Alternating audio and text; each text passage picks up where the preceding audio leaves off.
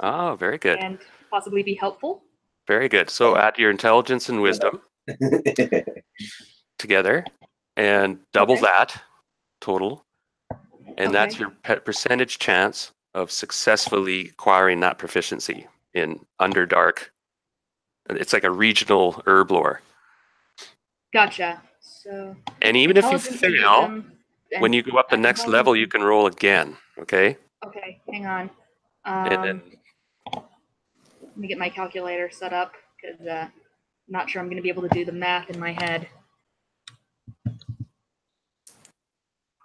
and so that goes for everybody. Add up your intelligence, wisdom if you haven't done so far, because you're going to need it. Okay, so I have a pretty good chance, 56%. Mm-hmm. So and like I said, if you fail, you can carry it over if you want, or you can pick another proficiency, but that one's carry over, and you'll probably have a better chance. So, right, I'll give you the library bonus. The library bonus is basically a double. Okay, so yeah, here's hoping. Yeah. Damn. Okay, so it's on the back burner. You should get it eventually. Unfortunately, yeah. just it's and you do have a basic premise, right? You know, there's some common things you've learned. Right.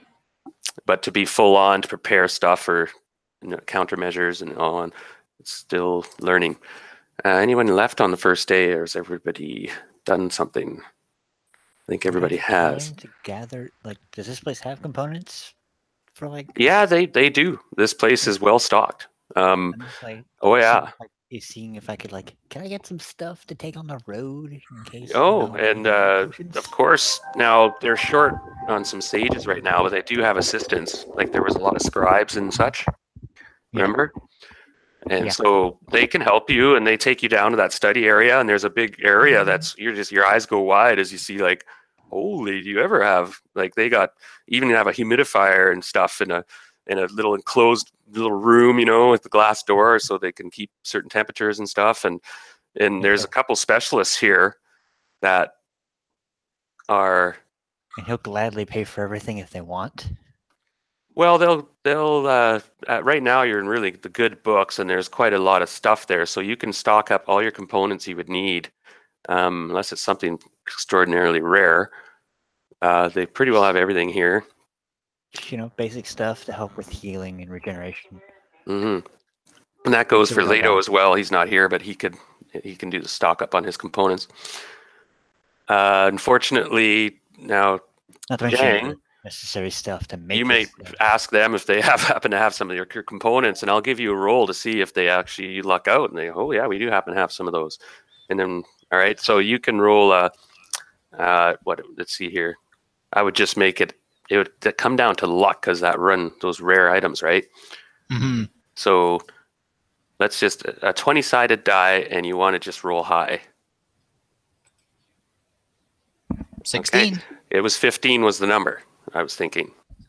Okay. So you got over 15. It was a tough roll. And they do have now roll a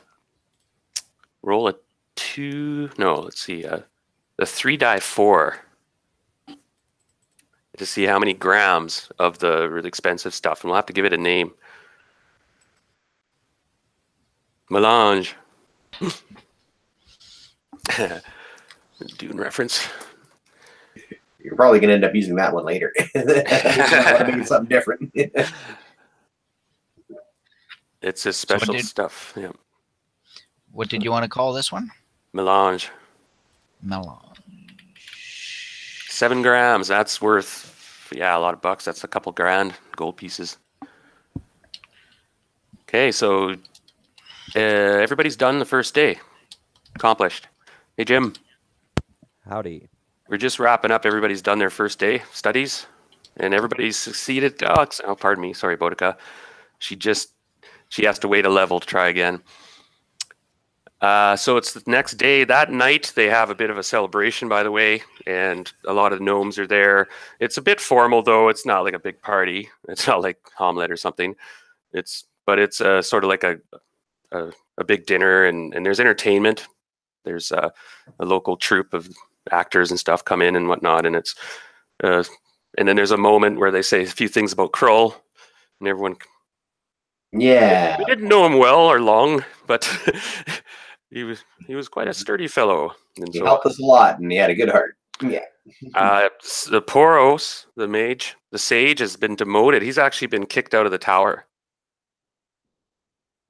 and he's currently in the hostel. For his complicity. Yeah, and even if he realized at the end that what he was in too deep by that point. Okay, so that anybody, I don't know, there's not much to role play on that festival. It's just you guys are sort of honored a bit, and you guys are always welcome at the tower. You can stay at you guys have rooms in the hostel for these 2 nights, by the way. That's where you're sleeping and such. And you have to ask permission to get by the Stone Guardian, of course, but you guys do so whenever you need to. All right. Yeah. In 1,000 pieces. Well, they rebuild it. I guess right now it was destroyed actually utterly, so that would probably be an expensive, lengthy process that you could help out with. Sprite, your new alchemist guy. Oh, he's not here. So regardless how you guys party or not or whatever, I guess there would be some gnomes or something that snuck off to the hostel, probably stayed up late. So the gnomes know how to party or what? Well, I don't know. Actually, gnomes, they're a bit dour. Yeah, they're a bit more reserved, kind of a little bit more towards dwarfish, but still not as haughty. Yeah, they're kind of right. So it's the next day. You guys go back. You get permission. And you get escorted by some scribes up to the library, and Shelfie's there again.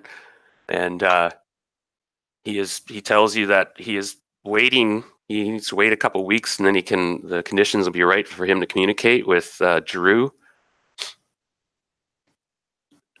And then, so by that time, you guys might be on your way back already. So, yeah, I know one of the things I would like to do is if Shelfie's going to do a lot of research on the forbidding and all of that, I would like to help him out in that. I think for the second day. Okay, so Leto's second day, and that's if everyone agrees. That's going to take up Shelfie's time. Okay, yeah, I was just wondering if Shelfie had any plan.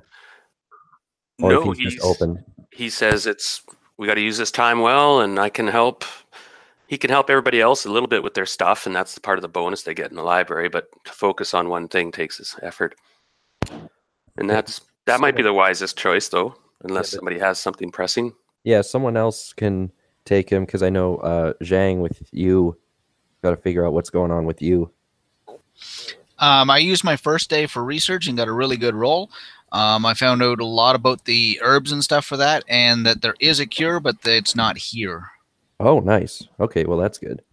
It's an extra planar set of herbs, so they're really, really rare on Greyhawk. So it's possible, but for right now, I'm going to have to settle for finding these rare herbs and taking that potion, which it's going to cost me a lot every week, but we can do that. And he has 7 weeks worth of ingredients right now that the tower had. He rolled a luck roll and got a really good roll again. And so he's got 7 grams of this real precious ingredient. They happen to have the melange, I called it. And so he has 7 weeks. When you want to use it's up to him.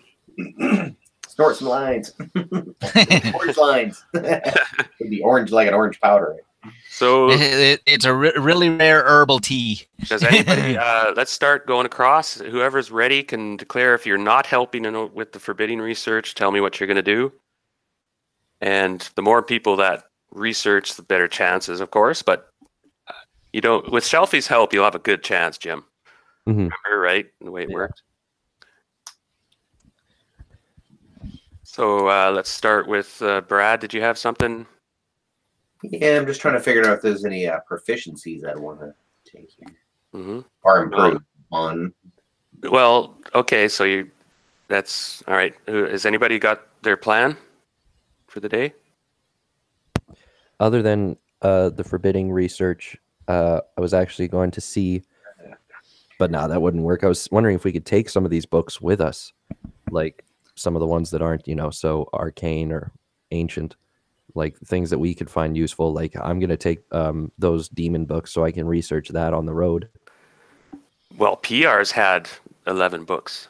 Yeah, those are the ones I mean for sure. But I just mean if there's other books that other people maybe want to take, like maybe there's some language books that Shelfie would allow us to take. Possibly, yeah. Yeah. Oh, I know what I could do. Instead of learning languages, I want to get better at speaking Undercommon. I can speak it, but it's okay. all You know the routine. Then roll your doubled intelligence wisdom. Okay, Heather, what's your plan today? And I'm just going down the line. Actually, Dean, you can help or do whatever. Yeah, remember, you can learn any language here if you have a language slot available. Yeah, I think I have a language slot available, and I was thinking of trying to pick up on some Drow. Good call. Now, you did speak Drow at one point. Yes. But you forgot. But I'm going to assume that my knowledge has largely gone by the wayside. And I'll give you a little bonus, though. So do your double thing. Okay. Well, your things go, oh, wait a minute, now I remember. Then I'll also give you a 10% bonus. Okay, well, I rolled under. Oh, okay. Then how far under? That's not 9 under. Plus the 10? Plus the 19? 19 plus the 10. Okay, so you can speak Drow and you'll get better at it, but you basically kind of sound like, definitely stand out. Like an overlander, yeah. Oh yeah. I have a better idea. I think Heather and I'll study Drow together rather than doing more Undercommon. That's a good idea. Yeah, that would give you another 10 bonus. So Brad, it wasn't your native tongue, but you get Heather's bonus. So if you want to spend the time learning that language, then go ahead, do your roll, double your intelligence wisdom plus 20. Oh, okay. Plus 20. So it's a pretty good chance. And then as I said, if you fail, you can try again when you level up. So it's 28. Do I have to roll under 28? Or yeah. No. You got to roll under 76. Oh, well, I rolled a 76. Well, actually, no. What's your intelligence wisdom? 28. Doubled. Oh, okay. Right, and then plus 20. So actually, that's exactly 76, isn't it? Uncanny. He actually rolled the 56 and added plus 20 to it, instead of adding the plus 22 as a possibility. Okay, so Brad, you do manage, despite your own efforts, you suddenly realize you had a mental block. It's like, oh, okay, that's a verb. Yeah. Well, there might be certain words that are that Undercommon and Drow have in common, eh? Because Undercommon is probably picked from a lot of different languages. No. So maybe it's like, oh, that's the same sort of word or the same root word or something like that. It's probably like a subset of like Elven with a mix of Undercommon and maybe some other stuff. Or at least that's how I had it in my campaigns. Right, that was the gold belt one of them was wearing. Oh, that belt. Yeah, that's worth it. No, it's not magical. It's worth a crap ton of money. Yeah, it's expensive. Nice gold belt. So anyone left has something to do today? Nestor, do you want something else in mind? No. You can help out with the research on the forbidding if you're not doing anything. I mean, I got components for potions. I got knowledge. Okay, Jim. So roll your intelligence wisdom doubled, and then add 34 to that because that's Shelfie's. So yours was 27. Oh shit! Yeah. So 54. I mean, I rolled a 96. I don't think that's gonna cut it. Oh no. No. So you did gain already knowledge that you already knew. Let me think about that for a minute. That's just really unfortunate. Yeah, it is. If you come back though, and you guys are coming back in a couple, I'll have to think about that, Jim. You did find out a few little things, but not much that you didn't already know. Like you said, once we come back, maybe he will have he picked up on something that we had looked over. Yeah. Well, it's unfortunate at the moment. Let me think.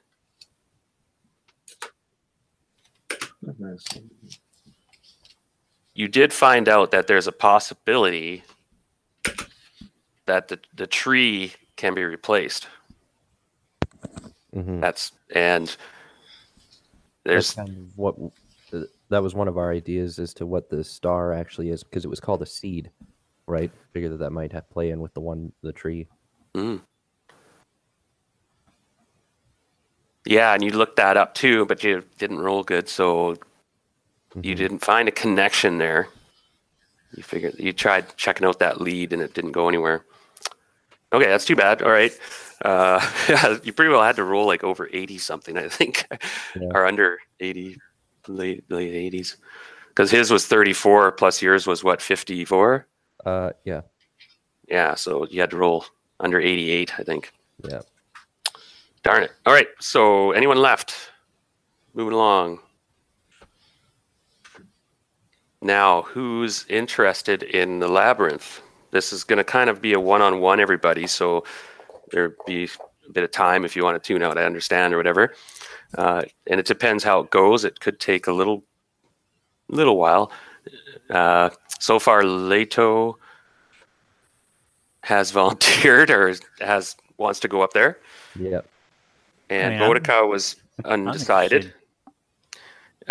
Sprite, are you interested? Sprite is definitely interested. And Shelfie warned that you have to go through this labyrinth chamber where you will be tested and if rejected, there could be serious consequences, though. That's the hitch. Mm-hmm. He's interested in situations that might require serious consequences. Yeah, I mean, if you have a cause to go up there, of course. I'm thinking about Sprite. I haven't really developed Sprite's background a lot. I'll be working on that, Nestor. If you're going to be playing more, like you've been consistent actually, so I figure he's one to seek out knowledge and new experiences. And part of his alchemy thing too, right? He's like, oh, so there's gizmos up there, right? And supposedly wonderful instruments and stuff. Yeah. No matter how weird. You mean Ozzy Osbourne? That's funny. And apparently there's a big chart up there, a star chart, or I should say a planar chart. And where you can actually observe the abyss, right? You can actually see the spiral, 666 layer spiral of the abyss. And if you're cocky,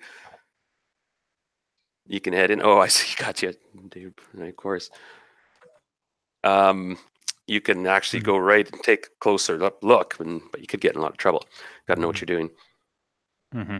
So who wants to go first? Or you can all jump in at once, or you can hold hands. You go up to, I'll bring you guys up to the chamber. Yeah, I mean, if it is a one-on-one thing, he says that even if we go in as a group, we're immediately on our own, right? So he's found that he's heard of people like tying themselves together and going in, and one of them making it and the other one not. And they say that they weren't in contact with each other. Yeah, exactly. So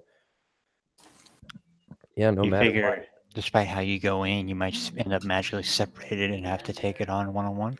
Oh yeah, I think it's got to be all in your head, right? Like as soon as you walk in there, that it plays in with that. So who wants to try? So we got the two of you, Boudica, or I'm not sure if you have a reason or just curiosity too. I don't have a reason, but heck, it might be interesting. Oh yeah. So the Sprite mentality. Definitely be interesting. I worked on this a bit, so I carefully looked at your guys' backgrounds and traits and such. Yeah, I'll go in for sure, but I don't think Nefertari should come in with me. Oh, yeah, that's probably wise. Yeah, and then Shelfie says, yeah, you probably will get separated, and then who knows what. Okay, I just have to look up something real quick. So, how do you guys want to do this? Well, I mean, I'll just go in. Doesn't matter if anyone's with me. You're going in first. Mm-hmm. Do your best to see what we can find up there. Yeah, and Sprite's if I, interested, but he's not one to like. I'm not going to volunteer first in case something bad happens. yes, if I come out and I'm just a insane Gibbering husk fool. a husk of what was once Leto the Magnificent, then it's been an honor Okay. battling alongside you guys. Some kind of weird guy with a flower growing out of your head. You look like you are in your t-shirt. The guy in your t-shirt. Yeah. Oh, so Leto tries to give a nice speech, but everyone jokes with him. Oh, don't worry about it. We'll just plant a flower in your head and call it a day. And you go off in good spirits. But Shelfie turns to you first, and he goes, "I will see you all on the other side, those who choose. You can do it. I have read you and have not found the weaknesses myself, but I have been wrong before." And he opens the door, and on the other side, you see this sort of semi-opaque, swirling energy. And it's not like a physical maze or anything. He says, and then he just nods at you guys, and he turns and he walks into it. And after about 12, 15 feet, his image just shimmies away. And you guys are on your own. All right, yeah, I'll step into it right kind of behind right where Shelfie was walking. Right, and you step in, and right away you can feel forces at work, and really quick. You feel tingling sensations in your mind and all of your body. Yeah, it is a metaphysics. And the rest of you guys see him disappear, as just like Shelfie did. And the first thing, Jim, is you notice there's some sort of little stinging sensation on your face.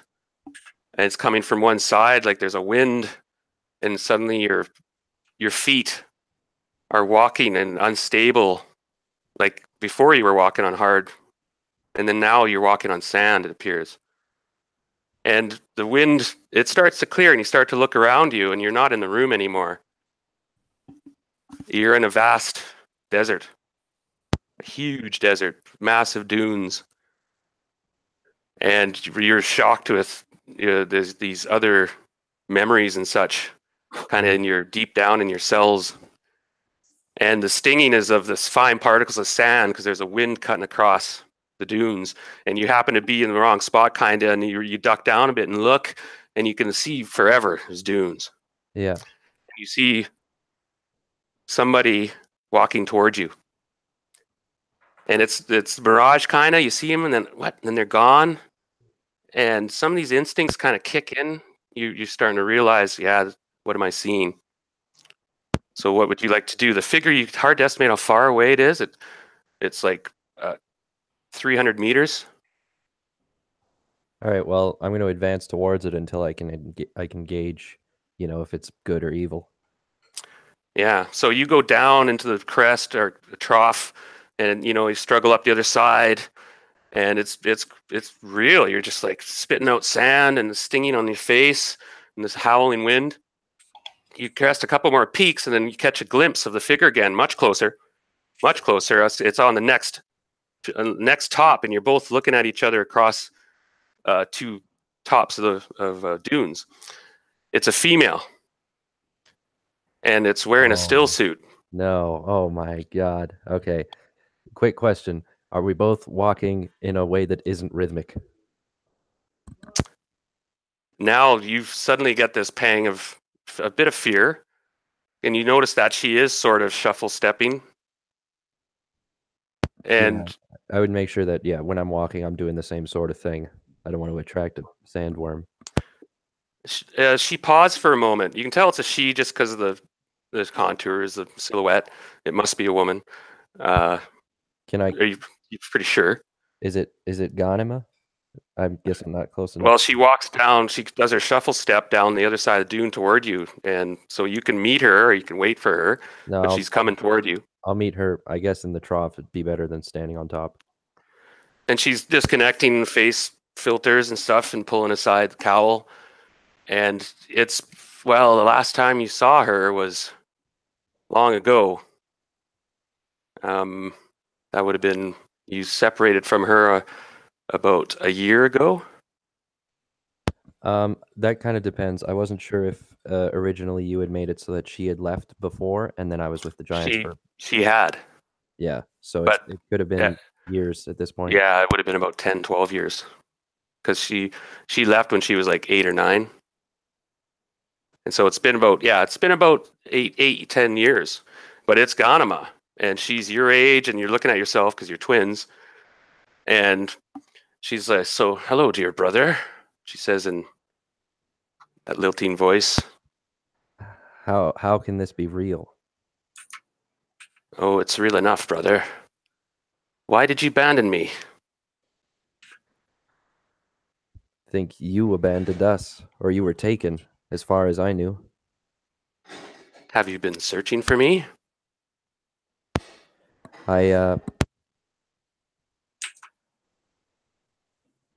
Yes, I will soon be able to reconnect all of us. Oh, I'm afraid it's too late for that. You'll pay for abandoning me. And she doesn't have a very friendly look on her face. And she narrows her eyes, and you feel the hairs standing up on your neck and stuff. Sometimes you get that when somebody's using psionics. And you feel this pressure probe on your head. And we have to go to our little psionic duel here. She's attacking you. No way. Oh my god. Now, she's identical to you in some ways. And one of them is in her points. You can sense that she probably has close to the same amount of points as you.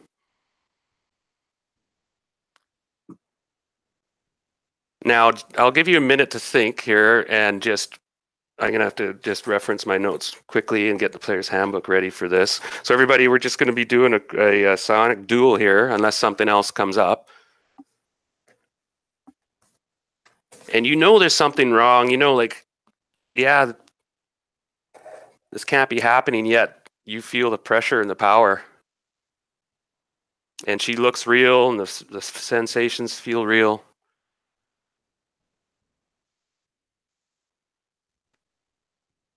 So, yeah, this is super fine print. Okay, I'm going to take a short bio, everybody, and I already got the broadcast going. So Jim will start in a few minutes, okay? So unless, you feel that you have to defend yourself, she is attacking, and psionics happen super quick, right? You have one exchange a segment. So in one round, you'll have 5 exchanges. It could happen. It could go quick. And remember, divide your points in half. And give me an intelligence check plus 5. I want to see because remember, you normally have expended points with the Zhang. And I make it. For some reason, you still have you sense you have your full tank. Okay? Yeah.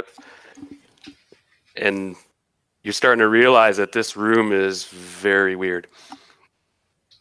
Now, she has different disciplines than you, by the way. She has different attack and defense modes, or some might be similar, but I rolled for her. And how many points do you have? 80? Just 80. Okay. All right, so I'm going to take a leak, and then we'll get this going. So everybody, like I said, this will take us about 20 minutes or so or whatever. You're welcome to watch if you want. Have a little duel here. And Darren, do you know where is there a table in the Dungeon Master's Guide that I can look at as well? Because all I've got in the player's handbook is the, like it just says what they are and the point cost.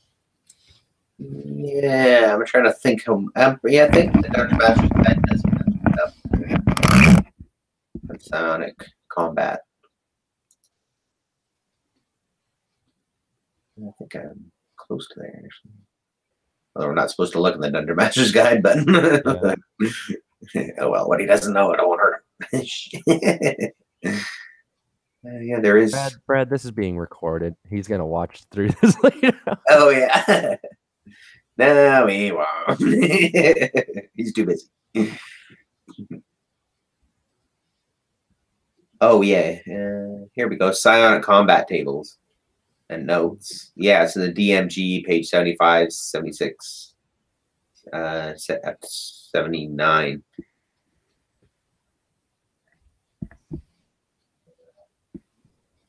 So yeah, it's tricky. I've never really done so in a combat much before, so it's a bit of a learning curve. I don't think any of us have actually. But yeah, it's pretty cool. Just so hard to get, I guess. You got to make that one good roll.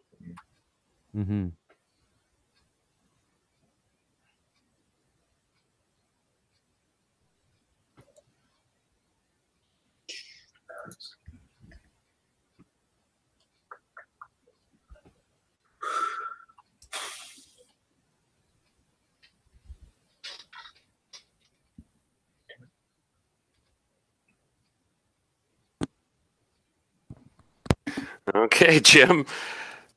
I guess you didn't see that coming, really, did you? No, because I don't understand why she thinks I abandoned her. Why is this room playing these sort of games? Mind games. Remember, it's not really her.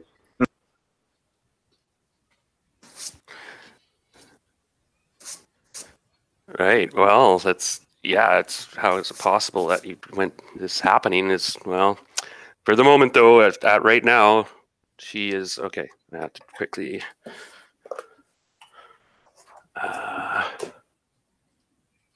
okay, so I got to 80 points. So divide that, so 40-40, right? Correct.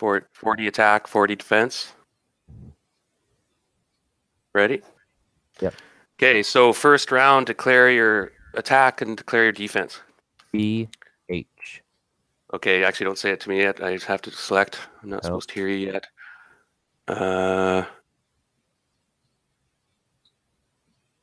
Okay. All right. And then you write it down, right, on one side.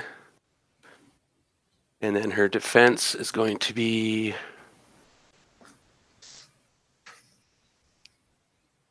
Okay, now it goes A, B, C, D, E.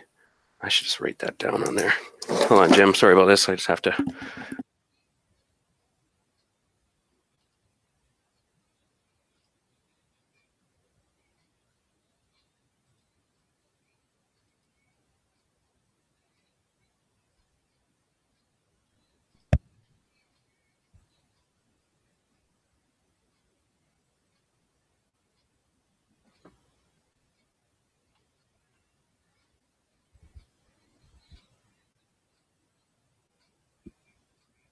Is F mind blank?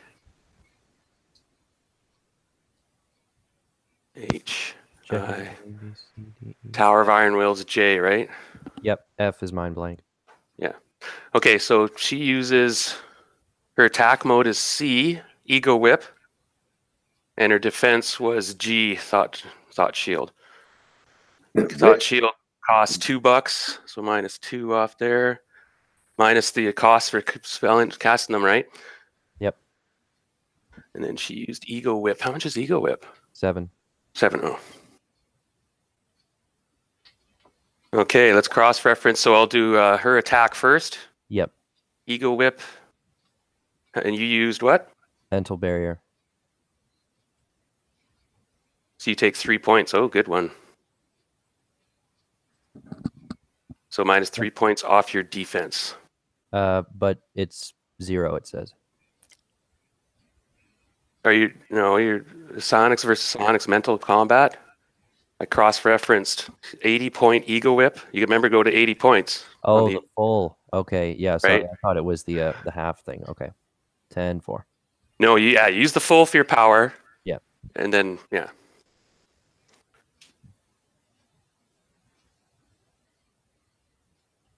And now your turn. So I did Mind Thrust as an attack. Gotcha. And she did what? Thought Shield or Mind Blank? Thought Shield. Oh, 13. Yeah. Nice. That one went your way. Yeah. Okay, next round, right? Yep. Okay, she's trying something perhaps different.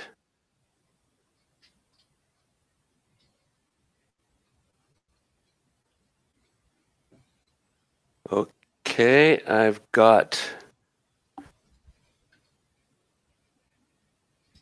Oh, hold on a sec. I just have to do the defense. And minus the points it costs, of course. Mhm. And I think I'm ready to go. Okay, so her first attack is an insinuation. Okay. She goes with a full power, trying to hit you hard. And you used what? I was gonna do mind blank on that one. Oh, good call. Did you write that down, you son of a gun? That was a good one. That's the best one because all the rest were bad. You see that? Yeah, I'm You just only took like 7. my okay. I'm not gonna tell you my idea because I don't want you to take. But yeah. Yeah, no, okay, yeah, for sure. It costs. Now let's finish your attack on her, and then we'll have. Okay. Sorry, I was doing an insinuation as well. Oh, gotcha. Okay, and she did mental barrier. Ouch. Is that 17 damage? Am I reading that right? 8 insinuation, mental barrier. Yep. Whew. Okay, so I just gotta. So it was 7 minus. Okay. Okay, and then you sense the attack stop momentarily, like, or actually no, I guess it's got to keep going for now. Yeah, she's still active. Okay, oh boy. Good. All right, I've got it. Okay. Should we just maybe like declare right at the beginning? Like we'll say the things right away so we know. Sure, I've got B. Yep. Mind thrust. Yep. And defense was mental barrier again. Okay, I was gonna do the same thing. Oh, interesting. Now you can tell there's desperation. You can sense that she's running out of defense, right? You can feel her mental barriers. Not okay. So anyway, so it's same attack, right? Yep. Now also recall that our points are down, right? Like she only attacks. She has less than 25 attack points. Yeah. Right. So I have to use that column. And sorry. she uses one last shot. She used it insinuation again. Oh no, wait. You said she was gonna do mind thrust. Yeah, sorry, mind thrust. And you used. I used mind thrust. Oh, sorry, mental barrier. 0. So you lose no defense. Mm-hmm. Go ahead. Now you did. I did the same thing, mind thrust. Right. But you have more points than 26 on attack? No, or I did have 26 and then this attack. So I'm not sure how that works because no. So you'll get this one. Yeah. And then after you add up the stuff. So you had at the time you had enough points to cast that. Yes, is what I'm getting at. Column. Yeah. So, but that makes a big difference because she used. What did I say she used for defense? Mental barrier. We did the right. exact same. 1 point. Yeah. All right. She. Ouch. Okay. She still has some attack points left. You can sense now that she's not putting up a defense, so you can keep attacking on the defenseless psionist. And she's still trying to, but she still attacks you. She has attack strength, right? Yeah. 21 points. So she attacks you with but she has no defense, so she just straight up attacks you with one last gasp. She uses a insinuation again. Oh no, she had 11 points left. So, and your defense is. I was gonna do the mental barrier again. So you take 8 defense. Yeah. And then she's down to. And now your attack. I don't want to attack her if she's defenseless. Well, yeah, you could. Well, she's. You have to sort of complete the round. I guess no. You could break contact. Well, I still want to be on the defense. I just don't want to attack her. Right. Okay. So she attacks you with 1 point left. Yeah. And she can't actually cast. Oh, she can't. That's not enough. Mm-hmm. So you see now that she's on her knees, and like she's holding her head as you open your eyes, and you've worn out all her points, and you basically psychically drained her, and she has to make a saving throw. If there's anything I could do to help her out, I would. Like, I don't want to cause her any pain. Okay, well, you see her eyes snap open, and she's got this look of terror on her face, and you sense that you have very limited time if you want to ask her something, because she looks like she's losing her mind in front of you. It's a horrific thing to see. How can I find her? Like, I need to be able to find her. Like, that's what I'll ask her. I'll just, She yells out one name. It's Pitchwife. And then she kind of snaps. Now there's a chance she's either completely feeble-minded, a vegetable, or she's permanently insane. It depends on her intelligence, because apparently feeble-mindedness is worse than permanently insane on this chart. But I didn't attack her. One of the two of you would run out of points, and whoever had that failed the test. I see. Is the way it's this fan now. We'll see, right? I'm going to roll the percentage now. If she rolls under 20 or under, she's vegetable. There's nothing I can do to stop it, even with what the little psionics I have left.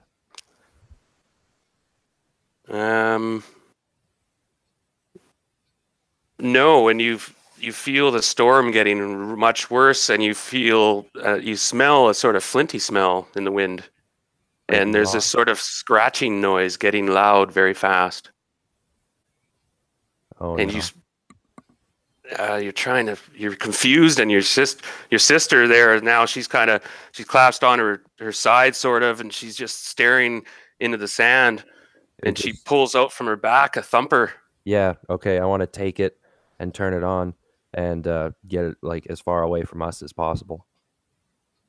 No, she's gripping it with a death grip, and she's driven it into the ground, and she's just holding it with a death grip. She won't let go, and she's activated it.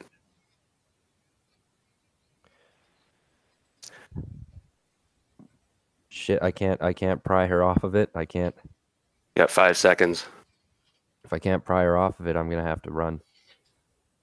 Okay, just start to run, and you see the mounding crest of a giant beast plowing through the sand. And it's the size of the wake alone is enough that it's like, oh my God, there's like a house moving under the sand, or many houses in a row. If it's looking like there's no way out, then I'm just gonna hold on to her. Yeah, and you're both swallowed by this massive worm and utterly destroyed in a burning pit of its stomach. And you feel yourself being lifted up gently, and Shelfie's voice is like, there, snap out of it. You made it. But I wonder, are you sane? And you do realize your friends aren't around, and you're just disoriented and sort of in shock. But you survived and such, and last thing you remembered, you were eaten by a giant worm. Yeah. Well, that's what I'll tell in response to that question. I'll say, yes, I'm sane, and I feel you're the worst for my sister. Well, let's wait for your other friends. See if they make it. You must tell me about your trial if you wish. Some wish not to speak of it. No, others gain deep wisdom from it. I will tell them. It changes their lives, though, all of them. I'll tell them the whole thing. In good time, my son. Here comes another one. Well, maybe. Let's see. So, you could have been a vegetable there. You did well on that duel, man. Like, there was a couple little exchanges where she lost like 30 points, and you only lost like 7 or something. I know, that was super lucky. I knew because what I was doing was I was shifting all of my defenses just because I wasn't sure, like, of course, which attack you were gonna do. It's like rock, paper, scissors, eh? Yeah, but it's like it's somehow more chaotic than that. There's more choices. Yeah, because I'm just trying to look. It's like no matter what, yeah, they just like it's almost hard to win. Like, yeah, that Okay. was yeah. So I hope you enjoyed that. Or well, might- enjoy's not the right word, maybe. I might go cry now, but yeah. Yeah. All right, who's up? Boudica, you said you were gonna go, or is Brad here? Yeah, I'm still here. Yeah. Brad, you weren't gonna go though. I don't know. I'm like, what the hell? Thrander, he's kind of a blasé sort of guy. He's like, sure, why not? All right. So do you want to go next? Sure, I'll jump through. You just run in there? Yeah. Okay, you walk in there and the rest of you see him, silhouette gets absorbed, and it takes about a minute for the machine to kick in. And you feel a bit younger, Thrandu, and you look down and your hand is whole. Whoa. How'd that happen? Yeah. And you're in a very large forest. And it's the forest of your upbringing. You can just recognize the foliage, and your training as a ranger. You're just like, oh, what? Yeah. There's a yew tree, and there's the different. You start to add up, and you suddenly realize that you're on one of the circuits on the training that you went through under your mentor Drizzt. Mm. And you look down, and you're in like a training garb. You got weapons and stuff. You got all your stuff though, including your gauntlets. I've got a strange feeling of deja vu, but something still seems out of place. And then you all of a sudden have this memory, and a figure approaches you through the trees, and it's your old master. Master, I've missed your company. I've learned so much since I've left. Welcome back. I give him a bow. And he bows. Now, have you been doing what you have been told to do? I feel that you have been failing in this regard. And for that, you must pay. And immediately he draws both scimitars. But Master, Boudica is whole. She's doing well. We're learning from each other. I don't understand why you're upset. Are you willing to die for her? Yes. Are you certain of this? I've saved several people before and put my life on the line, so why wouldn't I put my life on the line for her? Okay, he closes the distance to you in like a flash in his manner, like he's quite pro, and the swords are out crisscrossed at your neck. I just stand completely still. You don't move or nothing? Nope. Are you sure you don't do anything? Because are you sure you're willing to die for Boudica? That is what I'm tasked with, and I've nearly died once already from being attacked by a green slime. And he looks you keenly in the eye, and you have these tears come to your eye and such, because you realize this is a big test. And the last thing you remember is his two scimitars slicing into your neck. And your head, your vision just flopping sideways, and this sort of look of pain on his face. You have passed, he mutters. And you are suddenly on the other platform being helped up by Shelfie. They're there, lad. Like freaking out. A little drop. Feeling your neck. It's still there. That's good. Look down at my hand. Yes, unfortunately. Nothing again. You feel your cheek and stuff, and your ear is still kind of cauliflowered mess. Yeah. But you're live, and your head's whole, and you're looking at, and Leto's eyes are wide, and he's looking at you, and you're both nod at each other. Yeah, like, wow, it's quite the experience. Well, if you would have said no, or if you would have defended yourself there, that was the test. if you were willing to. Now, you can tell these people are not. It's right now, it's only your knowledge, right? Even Shelfie doesn't know what happens in this room. He doesn't understand it. It's old magic. And now, so I'll give you a moment to recover, and you can tell these guys a bit. And then Shelfie's like, were there others coming? I didn't really ask one before I left, actually. I'm not sure. Now, who wants to go next? Anybody in particular? Anyone else want to willingly volunteer? Like I said, you'll be tested, like in this one. Anyone want to willingly volunteer before Sprite goes in? Boudica was going to, I think she said. Why not? Yeah. Okay, well, give me hold off on Sprite for a minute because I'm still working on his. I didn't really have one pre-planned, so you have to give me. I might need a few minutes, but I could go with Boudica right now. Okay. If you wish. So, Boudica, you look back at your reducing numbers, and you guys actually went right after each other pretty well, right? You just watched as the last one disappeared, then you kind of went, okay, and you might need to get pushed or something maybe. So you go do the same thing. You walk into the swirling mass, and you get this sensation of being probed and forces at work, and suddenly the light changes.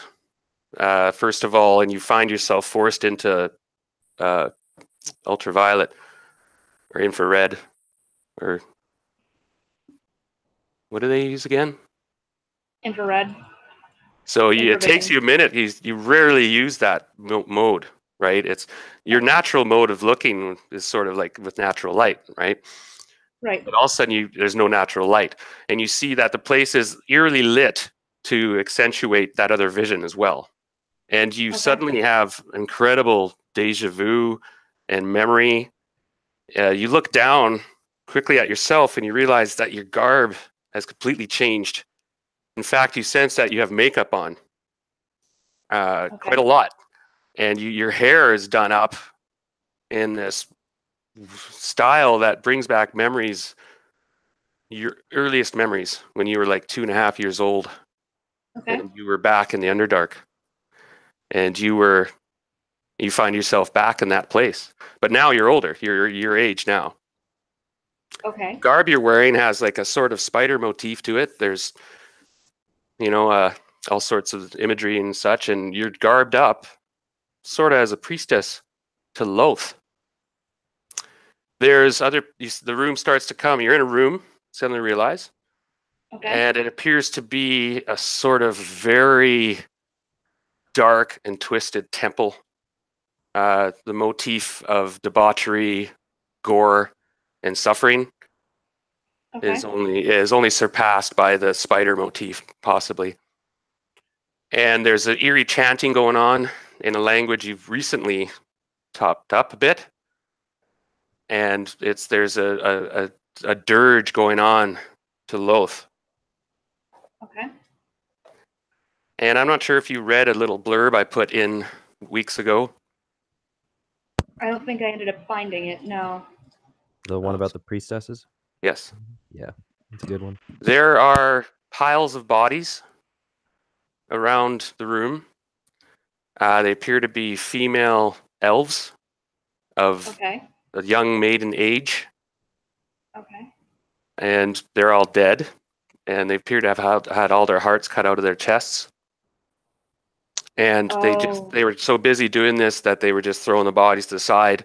Everybody's covered in blood. And it's a very disturbing image, of course. And suddenly the head priestess turns around. So, daughter, we have the final right now. It is your turn. Come forth. Bring the prisoner. And the side room that holds the victims is opened up. And these male drow acolyte kind of warriors bring this naked male into the room. Been tortured. At one time was probably handsome and articulate. So you know, daughter, what you must do now to complete the ritual. You must sacrifice your father as you've been taught. bring him forth. And they bring a struggling male there and hold him spread eagle over the altar. And the ceremonial dagger is put into your hand, and it's already slimy with blood. And your mother, you realize it's your mom who's standing there, and she's looking at you expectantly with a bit of a confused look a bit. What are you waiting for, daughter? You've prepared this. We have prepared you for this your whole life. And you can tell that this male guy has been a prisoner this whole time. He's been a prisoner for like 15 years in the dungeons of the Drow. Right. And it's your dad. And you've been sort of conditioned or just convinced for the better good of the clan and to appease Loth. And this elaborate ceremony ends when you are initiated into the priesthood, and you have to finish it. Your clan stands to gain immense influence and power from this, and will go up in rank. At the time, right now, they're like rank 6 or something in the hierarchy. They're pretty low, but this could bump you right up there. So you kind of stumble forward. But now you're like, what the hell's going on? You have this sort of the split personality happening in your head. Yeah. So you get close to the figure, and the figure's kind of stopped moving somewhat, and you see that they've cleaned off his chest area. Right. And they're drawing symbols on his torso and stuff like that, and there's chantings escalating, and there's like a receptacle troughs in the altar to collect the blood and stuff, and then there's a special brazier beside you where the hearts are burnt. Right. So the chanting goes up, and your mom's standing behind you, and you see a couple of your sisters around. It's a pretty large family. You have mostly elder sisters. You're the youngest. They are all elder. You're the youngest.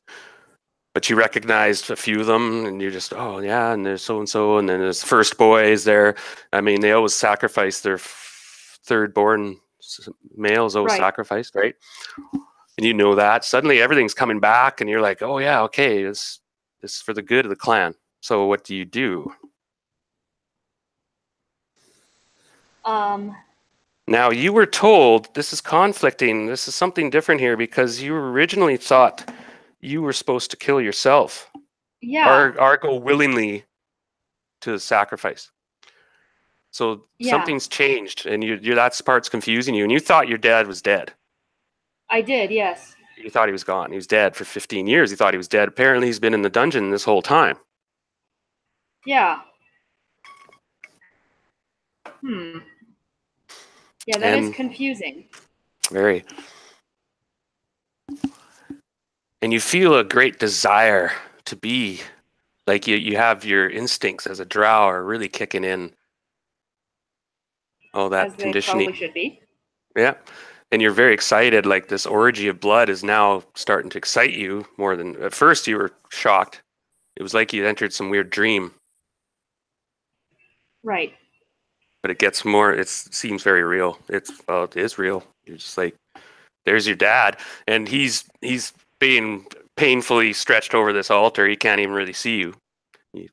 And it's no reason to believe it's not something else. It seems you have this, he says, there's your father. Right. So I'm going to put you on the clock here. I'll give you like half a minute or so. Okay. Because unless you have another plan or something, you're supposed to carve his heart out and burn it. Right. I'm going to walk over to him, look him in the eyes, and then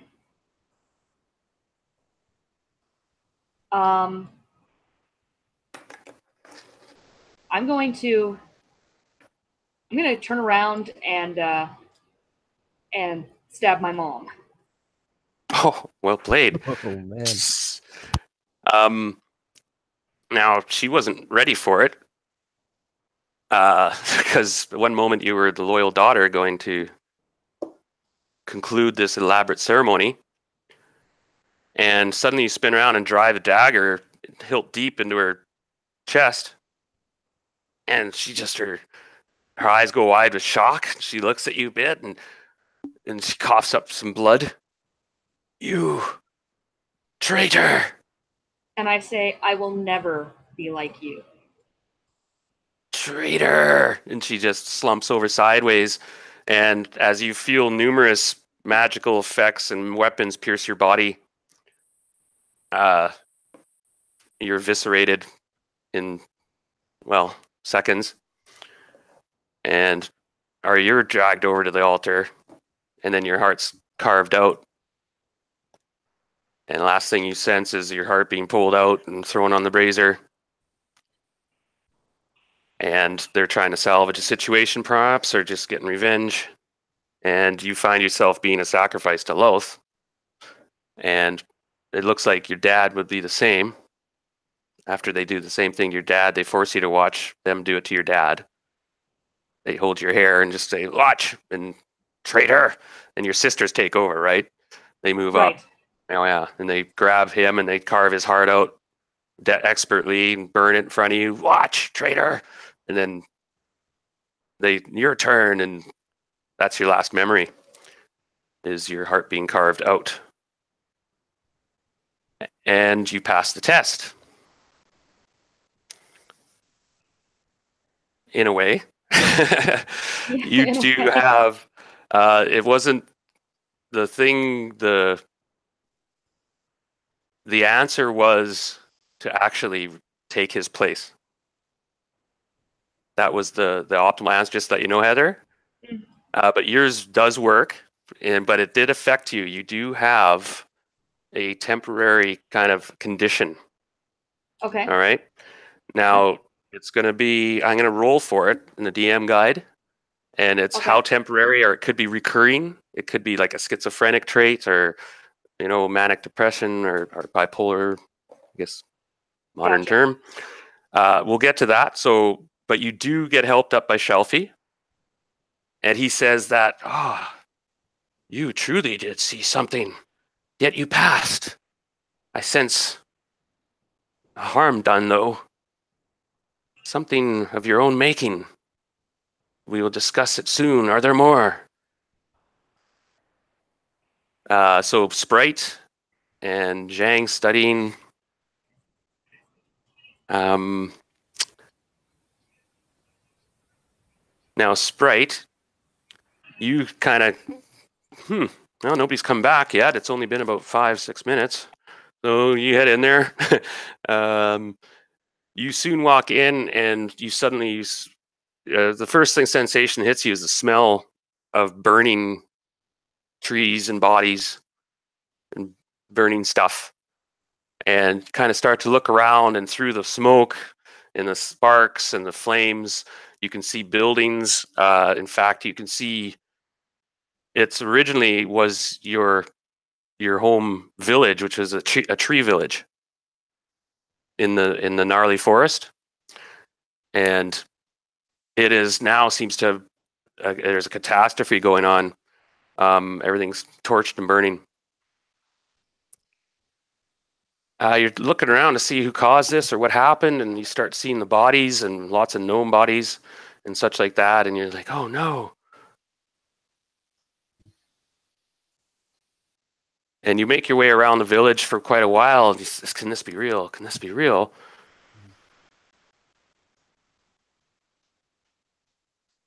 And then you start to see an archway, a door that's just shimmers about 3 feet off the ground. It's magical or something.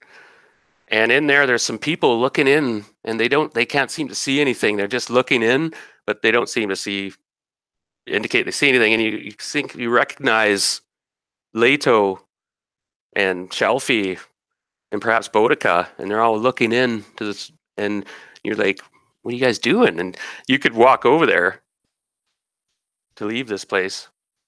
I try. So yeah, it's kind of a tear in your eye, and it's so real. How can this be? You start heading back there, and and then you hear a voice calling out, "Help me!" In gnome, it's a female voice. and it might be your sister. And she's calling from up in a burning tree. You go up there? Okay, the tree's burning, and you can tell she's trapped. Perhaps she's hurt, but I'm trapped. I can't get out. Help, help, help. And she's screaming, and I'm going to burn. And so, yeah, you look at the doorway, and it's still there. And you realize you could go out right now. And this place can't be real. You're like, this is all a dream. I'm still in the room. There's the door. You know what I mean? Mm-hmm. Oh, did Nestor go? Oh, still here. Oh, pardon me. So you still go and help? Yeah? Mm-hmm. Yep. Okay, so you go and you climb up. You get up into where the buildings start and stuff, the platforms, right? And you can see most of the platforms and buildings have been destroyed or fallen away or on fire. And then you see this one sort of living area that's sort of collapsed. And there's your sister, your younger sister. And she's trapped under some beams, and it looks like her legs might be broken, and she's in pain, and she sees you, and she's like, oh, come help. And then there's fires encroaching around, and you're starting to sense that you're not sure if you can do much. And it's still not too late to turn back.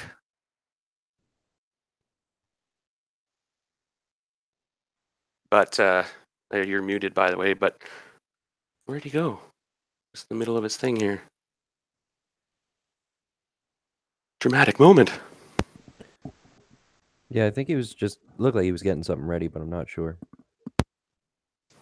Well, okay. He dies. You burn to death. Where'd he go? Darn it. Okay. I get the feeling that he was going to try help her, right? Yeah, that's what he wrote in the thing. He said he was going to go. Yeah, but I wanted to give him a chance to save himself, because it's as closer he gets, the harder he realizes that he might not be able to even move the beam.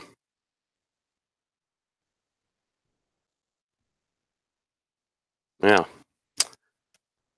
What could be so pressing? Leave right in the climax of my thing. Anyway, we'll just get back to that, I guess.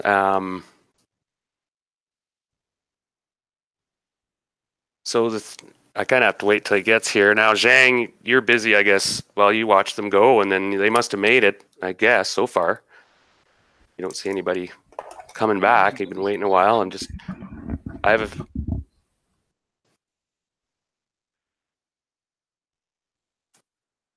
Well, I'm going to roll here pretty quick. He might go insane if he stays in here too long. That was a pretty dramatic step to step away at. Yeah. Well, I mean, unless he has a good excuse or something, I'm like, hey, you can't leave me hanging like this. This stuff's going to happen. Oh, there he's back. Oh. Sorry about that. I am cooking at the same time. Oh, okay. Because you couldn't have picked the worst time. It's like climax. Where'd he go? Okay, so you ready? Burning pot, burning nest. Yeah, you go. You're near now. You're about 25 feet away. You see that she's pinned under the beam. Now you still can turn back and save yourself anyway. Are you gonna go closer and check it out? Yeah. Very much closer. Okay, so you get up to her and she's like, oh, brother, it was terrible. They came and destroyed it all. Everybody's dead. And you realize now she's very much pinned, and the fire is now engulfing most escapes from this tree. There's still one chance if you want to leave. But she's like holding your hand, and she's like, don't leave me. If there's a chance I can get her out, I'm going to take it. Okay, so you desperately try to heave on the beam, and you see like there's burning bits of stuff falling on your back now, and parts of the wall fall away on fire, trash, blah, and you realize now that it's too late either way. The entire treehouse is about to be engulfed in fire. And the last thing you can do. Oh my God, really?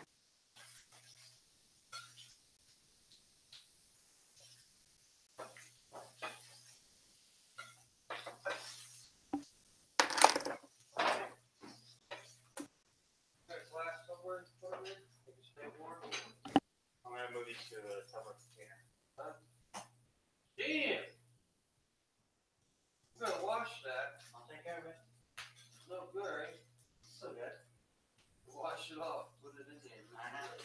Wash it off without water. All right, do it now. Taking care of it.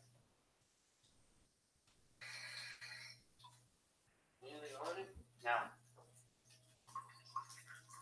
You put it in Tupperware, right? Yes, I'm gonna go get some Tupperware.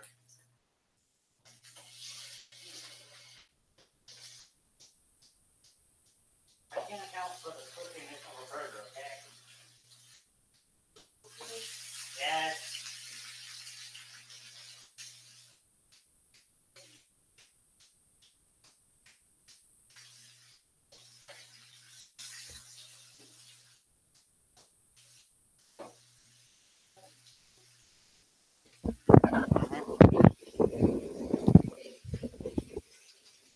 God damn.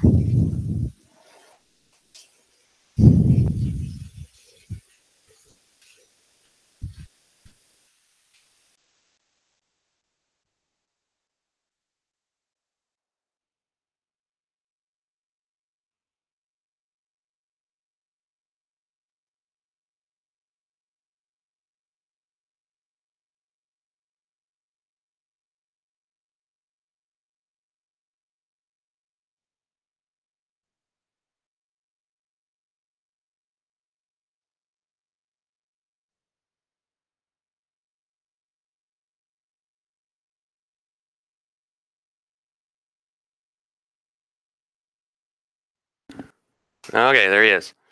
Now, are you sticking around this time? Yep, sorry about that. All right, so the flames come in, and you don't leave. You were saying you were trying, and you realize that you can't get her out. And you could possibly jump off, save yourself from the flames, but she's like, "Don't leave me."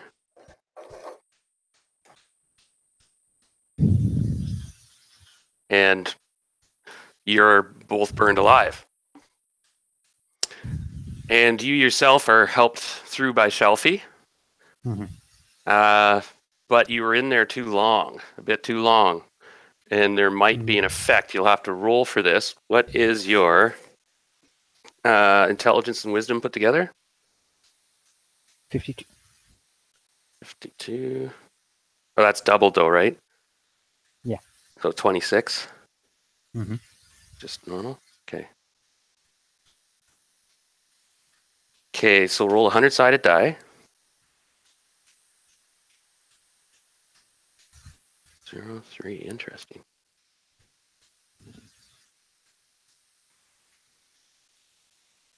Huh. Interesting. Okay, you are. It says you are confused, like completely in sort of shock and befuddled. So now, in this case, that was a good roll. You could have gotten insane, and if you would have rolled bad the other way, it goes like this: you had a 0-1, you were stunned. A 2 to. Oh, wait a sec.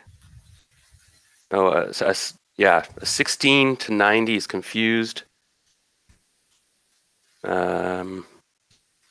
Okay, no, you missed the insanity one. So anyway, it's quite an experience for you all. And you guys are, Shelfie says, so that is everyone. And you guys head upstairs, and he shows you, you come onto this incredible floor to begin with. The floor seems to be a star chart of some sort. It's got all sorts of lines and bearings on it, and there's areas on it designated to hold equipment that meant to search the stars and beyond. There's the biggest honking telescope almost in Greyhawk is here. Probably is. And there's all sorts of knick-knack and pipes and beakers. There's an area set up for sort of alchemy, so to speak. It's for repairing and building things, particularly things that are up here, right? And for maintaining it all. And then there's another section that's a study area with desks and charts and books and crystal balls and stuff and all sorts of apparatus, funky looking. There's models of different universes and planes and stuff, you know, and it's just a wonder world of a cornucopia of things, right? And he says, welcome to the observatory. If you spend time here, you will be able to, I can show you how some of these instruments work. However, some take long to master. And he goes, come here, take a look at this. And he has the telescope on a certain bearing, and there's an eyepiece there that you go up to the old, you're just like, whoa. And everybody looks through there. All of a sudden, yeah, it's incredible. You see into another dimension, and this dimension is a place of, it's a giant water world he's looking at right now. I found this recently, very curious, and on a pure water world. Who would think of that? Isn't that fascinating? But this is still in the prime material plane. This is just in our galaxy, so to speak. Use this, and he goes to another instrument, and this one's not like a telescope. It's more like a strange contraption, a big ball. And it has a headgear piece he put on, and he goes, you go into this, and he opens this door on this ball, and you go into it. And in there you can look around and see, and he says, I'll show you when you stand inside this ball, when you look out, you'll see outside our prime material plane in any direction you wish. Mm-hmm. And you guys are just like, wow, cool. And so, well done. I guess you all survived more or less. Intact, passed your tests. So, getting costume, very nice. Can we ask Shelfie that, like, so I will have, I'll tell him whenever I can about my entire experience, but just why did it test me in that way? I guess just because it knew what would probably affect me the most, right? Yes, that is true. Yeah, the mechanism seems to select. It almost reads you like ESP, so it can read them. It seems to read emotions, drives, motivations, and memories, and then it comes up with, well, a dream, so to speak, that it feels will really put you on a moral sort of knife's edge, right? Yeah, and so from this observatory, can I communicate with, like, he says that he was able to speak to Phaetor and through that potentially Titus. So can I use this observatory to find where the rest of my family is? Yes, and then there's spells you have to cast as well. You're not powerful enough yet. There's spells in the handbook. Oh yeah, for sure. Yeah, that you can actually converse with other planes and such. Well, once I hit next level, I'll be able to go there, but... Well, the thing is, the power thing about this ball, Jim, and everybody, is if you astral travel or project or whatever, you can figure out where you want to go with this thing. I see. Like if you don't, you just go out there, you have to find your own way and you can get lost. Yeah, exactly. No, that's amazing. Yeah, and it's it's beautiful, this complex. And it's the entire ceiling, you noticed, is glass. And it's huge dome, big glass, not one piece of glass, but it's an intricate, well, spider web's bad theme at the moment. But yeah, so yeah, it's sort of like has a geometric pattern that cleverly done. And it has the actual central slot too, so the telescope can maneuver, and the whole top piece rotates as well, right? And so that's the tower adventure I kind of planned, and then you guys get your proficiencies and skills, spend 2 days. Now when he has on your way back, you guys can stop by the tower, right? You guys, it's about 5 weeks journey further away. It's a little bit out of your way to go back to the tower before going home. But I was thinking the only other way to spend more time here. And he says the payment you have to give those deep gnomes is this. It's a rod of mineral detection, mineral and metal detection or something like that. And these deep gnomes really prize them because they're big into that. So I guess he doesn't know much else about them other than they've been secluded for so long that they're probably a little lumpy. Yeah, and he hasn't had contact with them for so long. He's 50, 60 years. No one's heard from them. They came and they sent a delegation here long ago when I was young. And they offered services and asked a question. What was the question? Do you know? It wasn't at the time. I was not the master. And I was not. I'd have to think about that, Jim, actually, because I don't think it's particularly. Yeah, just in case it's something that could help us. I'm just trying to think. I hadn't thought of this contingency, actually. Like that was a way I think we could get the upper hand potentially is, say they take the rod and then they hold us hostage and they want to murder us all. I was thinking that if they had asked a question all those years ago and they didn't get the answer they were looking for, if we could bring them a good answer. Oh, yeah, no, that's a good call. And like I said, I got caught flat-footed on that one a bit. Oh, that's fine. If you think of anything, you just say. Yeah, for now, we'll just go with the original plan is they have the means to.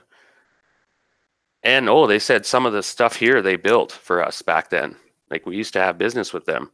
And then that long ago they just stopped, and we thought we did not even sure if they existed still, but he's hoping they do because they can probably open this thing. Yeah. All right, let me.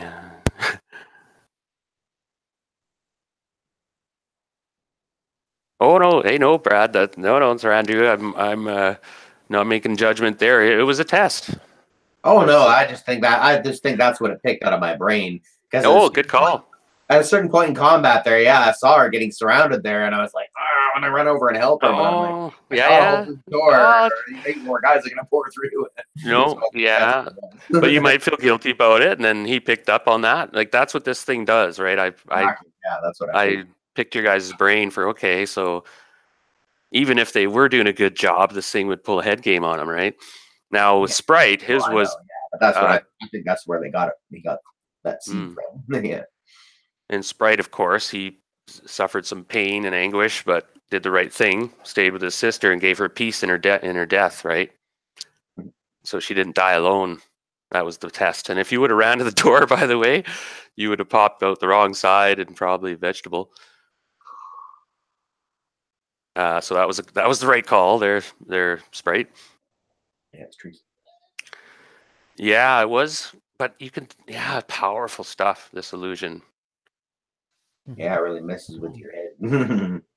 It's actually a phantasmal force, is what it is. So, that could be deadly. Like it's an illusion that takes on substance, if believed. Like an illusion, you can still put your hand through and stuff, but these you can't. If you believe it's there, it's there. And that's why everything was real there until you die. You all were meant to die, right? In the dream. And if you actually sacrificed everybody and left, you failed the test. That was the premise. It was basically a loyalty test to your friends, to goodness. I don't know if you guys you probably picked up on that though. Sure. They were all kind of same theme. Mm-hmm. So the first person actually got the most shock, and then it started everybody, as you heard every story, you probably started to clue in a bit more and stuff. Okay. Brad, you did perfect. That was actually Brad, I think, aced his. No, you all were pretty good. Yeah, it was all pretty well how you were supposed to. Oh, except for Boudica, she got a side effect because the optimal would have been you take his place.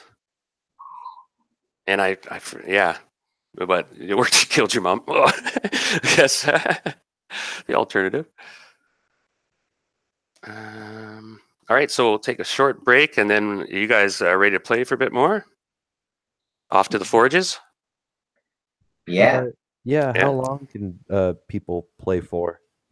A couple hours yet easy here. Okay. Yeah, it should be fine then. Yeah, I should be able to play for sure. And well, we're at a we could get it started. I mean, if some people have plans, how long has it been? It's been almost a couple hours. Yeah, well, we'll see how it goes. I got the next section pretty well ready to go. Okay. Yeah, one of the big things is we should kind of try to think beforehand what we're going to do for the weeks that we're traveling there. Yeah, I think a good amount of it should be spent studying those books and the languages you guys learned. Oh, for sure. Yeah, I'm going to be studying those Yeah. demon books the whole time.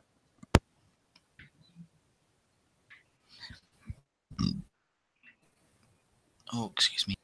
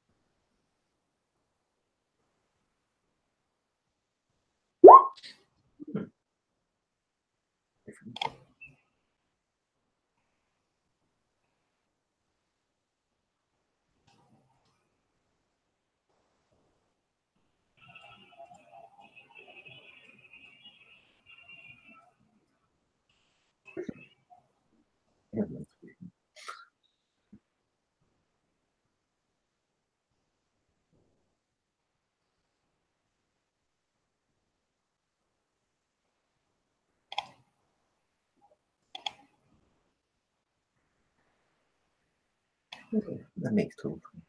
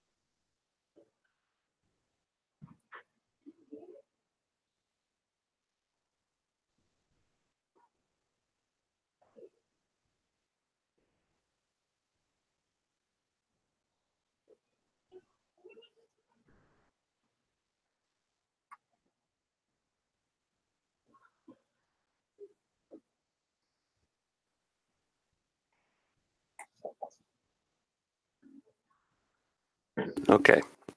Pardon me. I guess we're ready to start our journey. Everyone's got their gear topped up, and now are you going to be using your medication, or how's that going to work, I wonder? Off to the forge.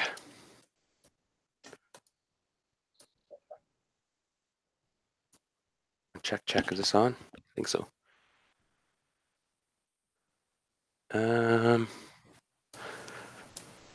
So I need to do a few rolls here as you guys are going to start your trek. You're right here right now. Now you guys are going west to this crevice over here.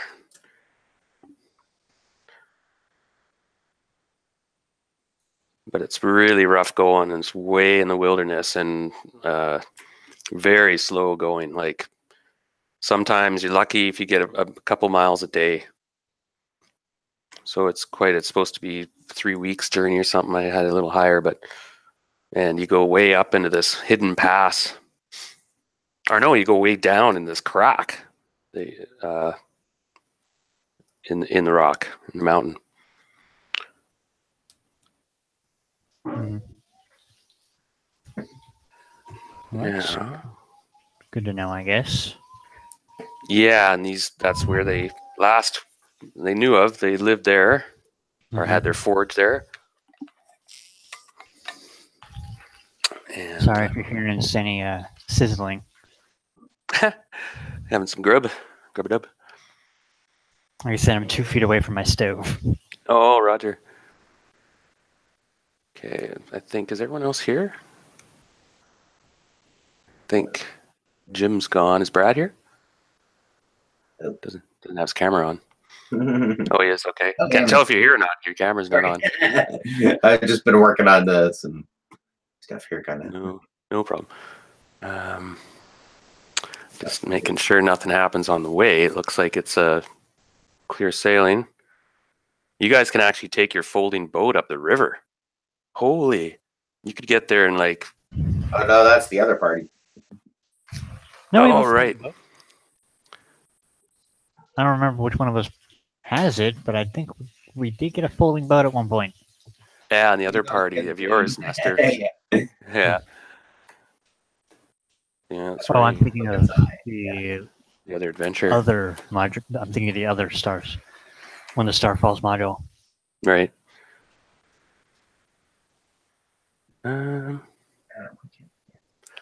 So I guess everyone's here except Jim. I'll just low roll this. So you guys make your way up there, and you take that branch in the river and follow it up into the mountain range. Okay,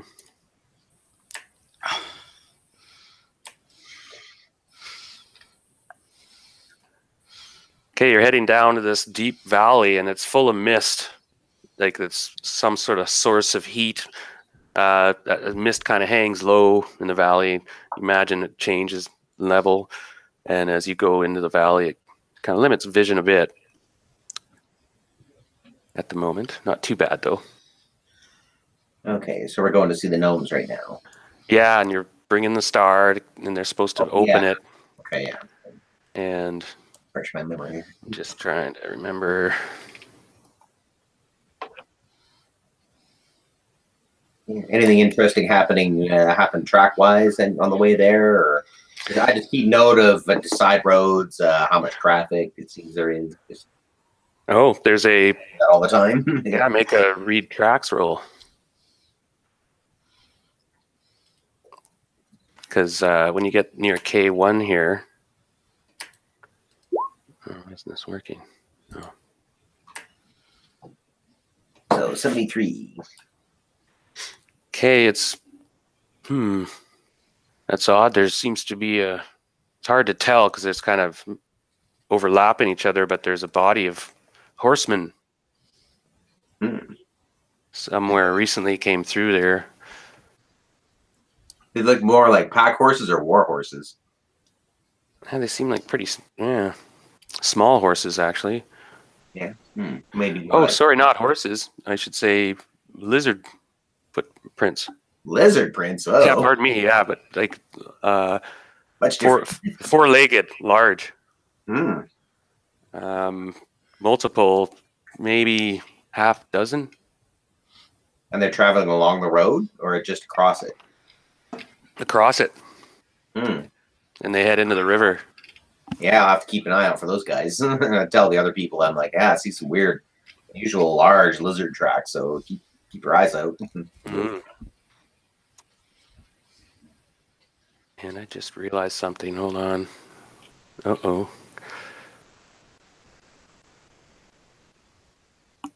Where the heck is my map? Lovely. Love it when Hangouts dies on me. Okay, I need a minute, guys. Something happened here. I'm gonna shut my kitchen door real quick. My half-deaf roommate is blasting Simpsons in the living room. Roommates.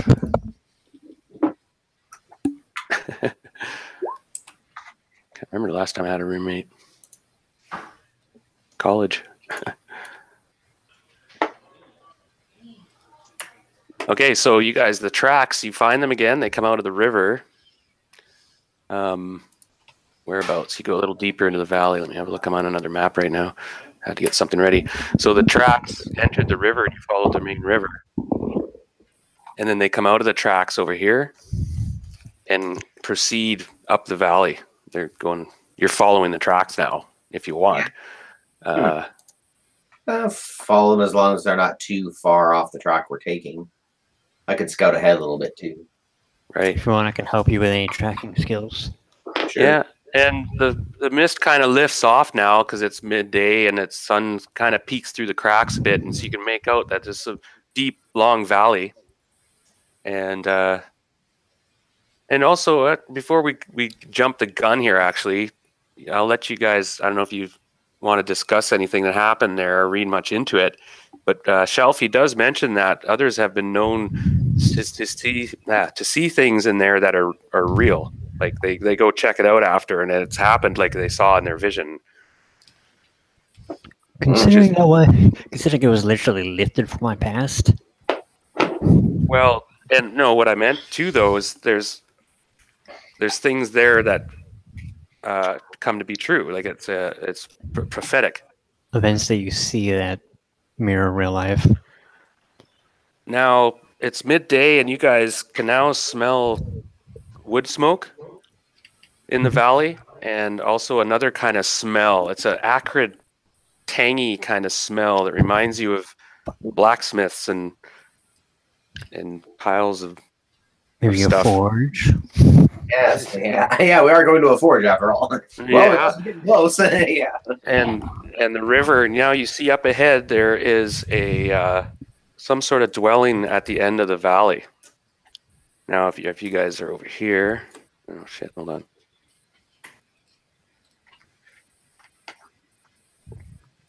You see, this must be, there's a big hole in the end where there's some entrance, there's kind of smoke coming out of it, or there's smoke coming out of a little port near the left of it. There's a bunch of small huts down there, and there's a bunch of beans around the huts and whatnot, and there's a few of them down by the river. They seem to be washing these giant lizards. Oh, yeah. Oh. And they're looking, and you quickly dodge to the side. Now, let's roll surprise, and you guys get a big bonus because you had a ranger out front and stuff. So you guys are only surprised on a 1. They're surprised on a 1. They're surprised on a 1 to 4. Now they look like savages, and they look kind of dark and not pleasant. They have like skulls tied on their belts and stuff, and they're dressed in really simple smocks and oh, so it's not the gnome village then. They don't appear to be gnome. They're not gnomes. They're not very big. They're kind of hunched over. Now you guys are high enough level.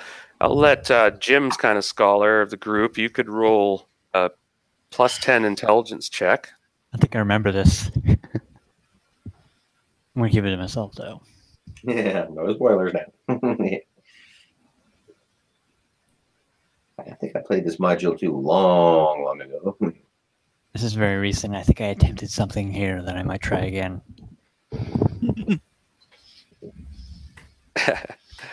Okay, now I'm just setting up. There's part of this map I had to restart. I'll just need a couple minutes to get that done. Shall we let the ranger roll for surprise then? Yeah, go ahead and roll for that. Good idea. That's 6. 5. So I'm only surprised on a 1. 2, 3, 4, 5, 6, 7, 8, 9, 10, 11, 12. Wow. If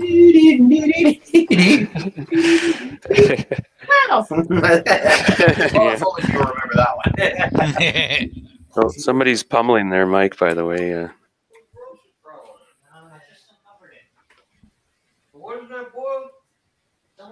Sesame, All Street. Okay, I'm almost done here, guys. So I'll now they're sort of bathing or watering these huge lizards. They're pretty freaking big. These lizards, like you could easily ride them. They're bigger than horses. So they detected us? We're just about, yeah, they will have. You guys you probably get surprised here. You surprise them on a 1 to 4.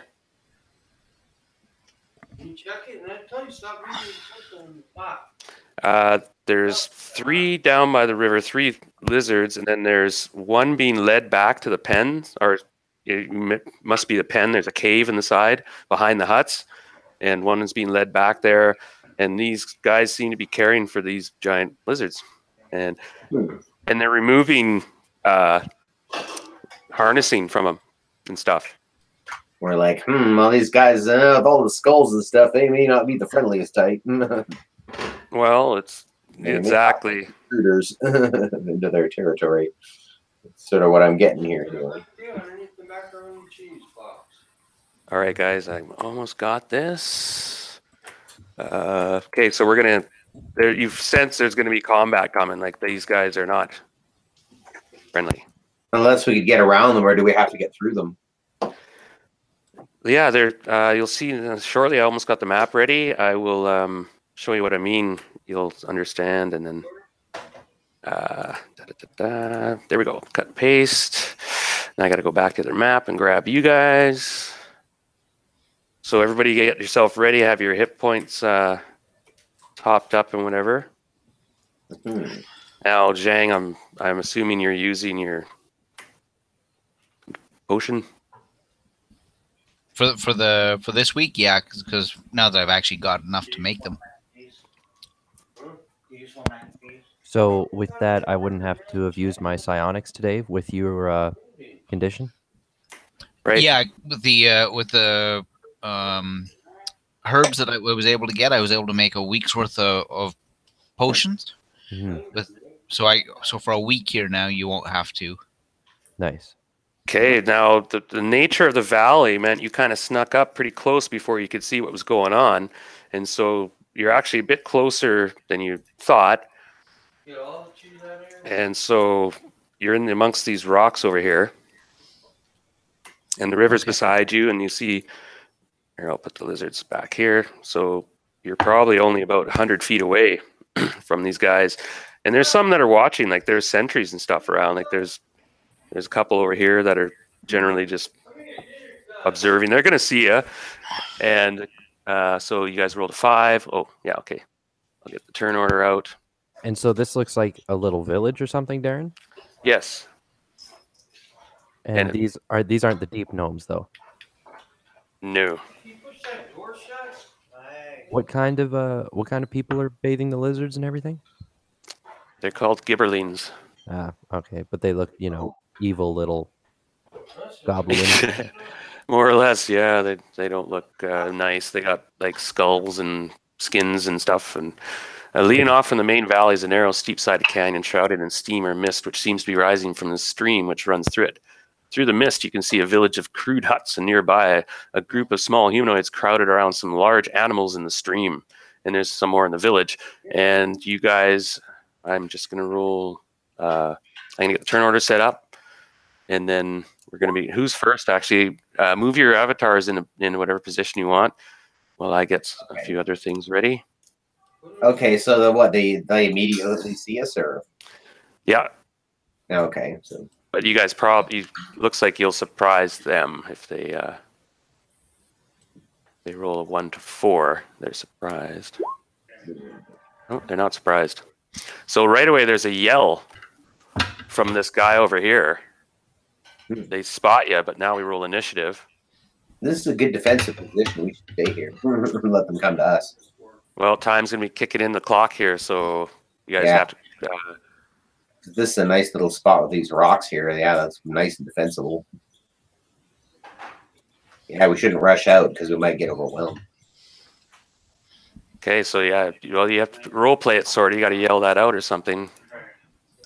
Okay, yell it out, people. Yell it out to everybody. We should stay here. It's too open out there. There's too many of them. Yeah. Let's see, Thrandu Shelfie's here. What the hell? You can stay. We can use them. How do you, what the hell? Like, Wow. We have the gnome captain with us, right? right. Oh, damn it. I have to get him quickly a minute. So I'll give, okay, you guys have a minute or two to get your plan. You guys quickly are talking, and you have that time to get ready a spell or something or whatever, or get a plan, and then the guy sees you. The guy maybe he's coming over to take a piss or something. Well, I hail to him, and I'll just try talking in common and saying, "Hold, we are not your enemies." Try to negotiate first. It can't hurt. Yeah. They don't seem to understand you. First problem. Yeah, I don't know Gibberling. They're considered giant class. I can't believe that. Yeah, you'll do more damage against them, right? Yeah. Okay, hold on, guys. I'm tapped out here.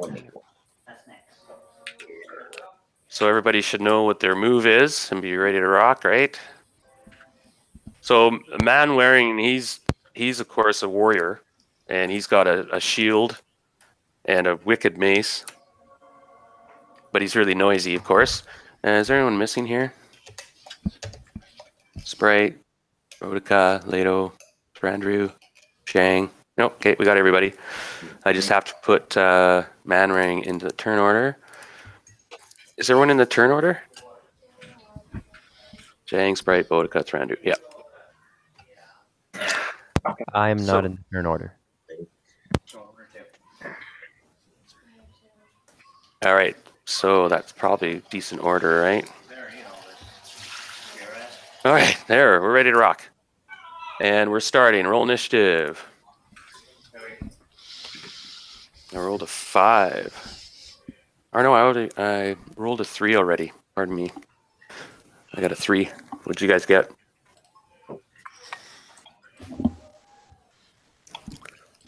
Oh, Didn't manage it. Only got a 2.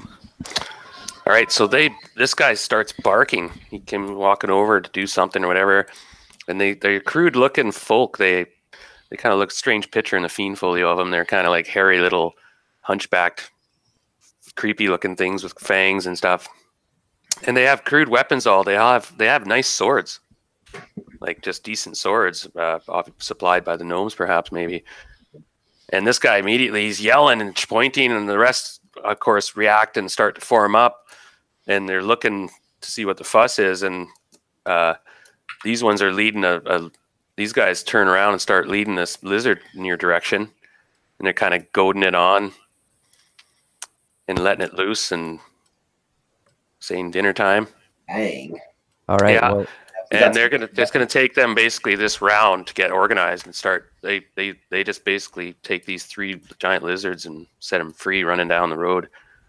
all right. Well, I'm gonna call out to the guys that get behind me once they're close enough. I'm gonna cast a cone of cold at them. Okay, it's their. Oh, so spell phase first. Yeah. So you're waiting as they get closer, right? Now one of them jumps in the river and disappears.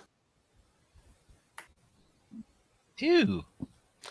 And another one, this one here, runs and around the side of this rock and jumps up onto the rock, springs up there. I just need to check how far they moved here a minute.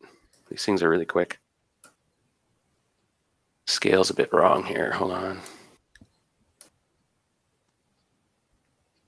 Okay, and then he has to leap up. Okay, so he can't attack this round. Okay, this middle guy, he has enough movement. He runs up and goes right at Thrandu. Mm-hmm. So Thrandu, what's your AC? It's already on there, isn't it? Class shield against regular things. 1. This is a large creature. Yeah. It's a big friggin' lizard. You guys like, holy shit, reminds you of a dragon. You don't think it's a dragon though. So we lost initiative. Yeah. Rats. Yeah, so I'm armor class 1. I got my shield on, my flail out. Okay, it does. It goes for the big bite. Hold on, I was looking up how many hit dice it had. They're actually pretty tough, these critters. Okay. Armor class 1 will probably not do it. So that one will miss, and I put my losing my head. Yeah, I get this open here quickly. Oh my. That's close. He doesn't get you. Okay, this one in the water all of a sudden erupts out. And who's back there? Boudica and Sprite. And Nefertari. Sorry, guys, I'm back now. So I'm going to roll 6-sided to see which one this one jumps out and snaps at like an alligator. They move really quick in the water. Did the... Oh. What is Nefertari's armor class? Sorry, Darren, I'm just reloading everything. Okay. I was cut out there. Did the cone of cold do anything? Oh. So you shot at the one running at kind of... Yeah, it's too bad you cut out because the one jumped into the water and went underwater and sprung up out of the river and snapped at one of you. And Nefertari was there. So here's the situation. You can't shoot that one because you'll hit Nefertari. Yeah, but the original thing you said they were coming towards us, that was when they were getting closer. I was going to cast the cone to hit as many of them as I could. Oh, okay. Then you could have hit these two guys as they were running by, like as they ran up. What's the diameter of that one? It's really weird. It doesn't say the diameter, but it would be area of effect. Area of effect, it says special. It says cone 1/2 foot long per level of the caster. So it would only go out about 5 feet, but it would be the cone, right? It doesn't say how big it is. No. That's actually 5 feet per level. Oh, okay, yeah. So it'd be a huge. That seems a little short to me. Yeah. Okay. So you're like, yeah, you're 45 feet, right? Long. Yes. And how wide? It doesn't say. It should. What page is it on? 79 and 80. It starts on 79. Range, it says 0. Duration, instantaneous. Area of effect, special. Right. Sending outwards in a cone, 1/2 foot long per level of the caster, drains heat and causes 1 4-sided die plus 1 hit point of damage per level of experience. So for me, it'll be 9d4 plus 9 hits damage. Right. For everyone in that thing, I believe. So generally a cone, yeah, it would have, if it was 45 feet long, it would be probably about 25 feet wide at its apex. So yeah, it would be hard to get two of them. No, you could hit the two as they ran by. They would have to go through it. Okay, so they get a saving throw? Yeah, it says saving throw 1/2. Gotcha. The other thing too is, I mean, my reason for using Cone of Cold was because these are most likely warm-blooded creatures, right? So even if they... No, they're cold-blooded creatures. It fucks up cold-blooded creatures. I know what you mean. Sorry. Yeah, sorry, that's what I meant. They both made their saving throws. So they take half damage, but I was thinking that they might be affected just more slowly or something. No. They would be slowed, I would think, because I know lizards, man. This is what happens. You do some damage. Okay. They both made their saves, unfortunately. So roll for damage. You get 9 die 4 plus 9. Yeah. Halved. And they're big enough that they break through the ice and stuff and just freak out, keep going if they survive or whatever. So 15 damage to each one. And sorry, so yeah, if I was up ahead further here, it's this grouping, right? So yeah, these two guys. Yeah, you got this guy when he ran. They were all kind of spread out a bit. So this guy, you hit him like when they were like this, and so you got these two guys too. So yeah, actually, they're dead even if they make their save. They have they have less than 15 hit points each. So this guy just gets frozen and shatters. This guy is frozen and shatters. This guy is dead. How far? 45 feet. So how far does that go? Let me have a quick look.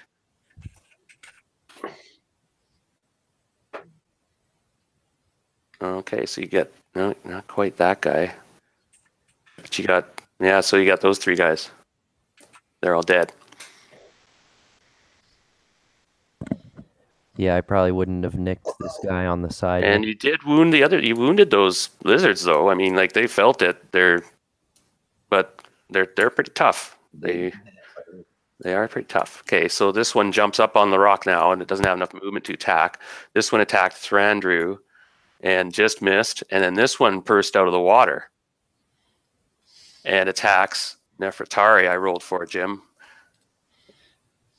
And I rolled a 16. Unfortunately, hit Nefertari, and these things do pretty good damage. And they swallow whole on certain rolls, right? Yeah, I know. I was just gonna say that. But it didn't roll a crit. But it does 12 damage. Oh, Jesus. As he mauls Nefertari. Sneasel. So she's right down to 0. She is unconscious. And you immediately lose the 12 10 hit points. Okay. You also, yeah. There's other effects. Actually, I have to take a quick look. You were actually affected. Mm-hmm. Now, it's not in the negative hit points, but 0. So it means she can be healed at this point. You know what I mean? She's not, but she is, she's like meowing, not unconscious. Actually, but just incapacitated and thrown to the side. Mm-hmm. And so the powers are worn off. And this big lizard thing flicks her to the side, and I'm not sure if it's going to finish her off next time or go for one of you. Oh, somebody's going to jump in there. Oh, it's gonna be dead before then. Hey, the kitty. Uh-oh. It from the memory web. Yeah, it has 12 hit points, right? That cat? Yeah. Oh boy, I thought, oh shit, I rolled a 12.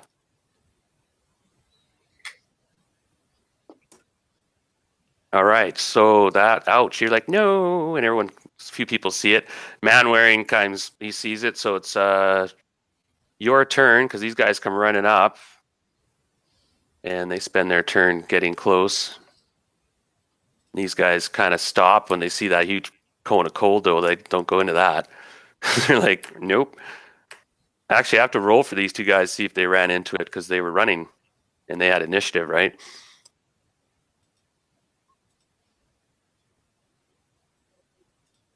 Oh, he made it. Okay, they both stopped in time.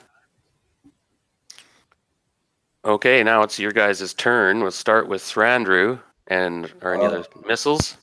And I'm not happy. Yeah. Okay. Sorry, Darren. So I just want to. All these guys are going to attack. Like, does this one look like it's coming for Thranduil or me? Could be both. These things are big. If you're close enough, it could bite either of you. Same with the one on the rock. It's perched up. It's about to lunge down. Yeah. These things can walk on rocks really well, and in the water they just. Okay. Well, what I'm gonna do, I'm gonna move kind of this direction, and then shoot 5 magic missiles at the one that just hit Nefertari. Okay, you shot a cone of cold though. This round. I thought this was another thing because okay. Yeah. So for missiles, I'm gonna shoot this one. Okay. Now it's point blank, but you're not in combat with it, so you don't have that penalty, but it's point blank, so. Yeah. Now they die horribly. Yeah. Mm-hmm. Oh, I know. It's when I saw Nefertari there, I was like, oh, it might attack the cat. Shit. I guess it's not happening. Okay. You get another shot. You may as well take it now. Okay.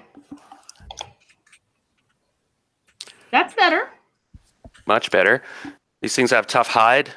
Not dragon hide, but tough, but that's a hit. And your damage is 4.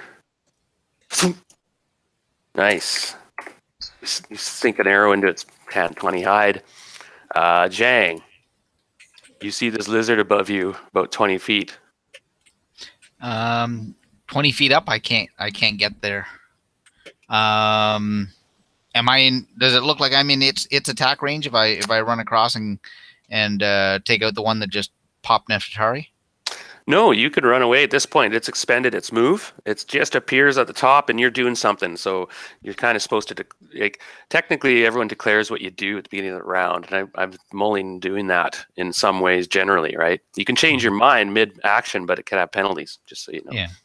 Well, that wasn't there when when we started. So, yeah, I think instead of going after that one, I'm going to move over to there and, oops. Now the cat's laying, kind of limping, trying to drag itself away. Mm-hmm. I don't think I have anything I can help it with. Okay, you have 5 seconds. I'm going to run over and jump kick that one then. Okay, go ahead. Is there room? Yes, there's room. Sprite's small guy and Boudica's a bit to the side. You bet. You got a clear run. And this thing is snapping at the cat right now, and the cat's just dodging, but you see one got it good.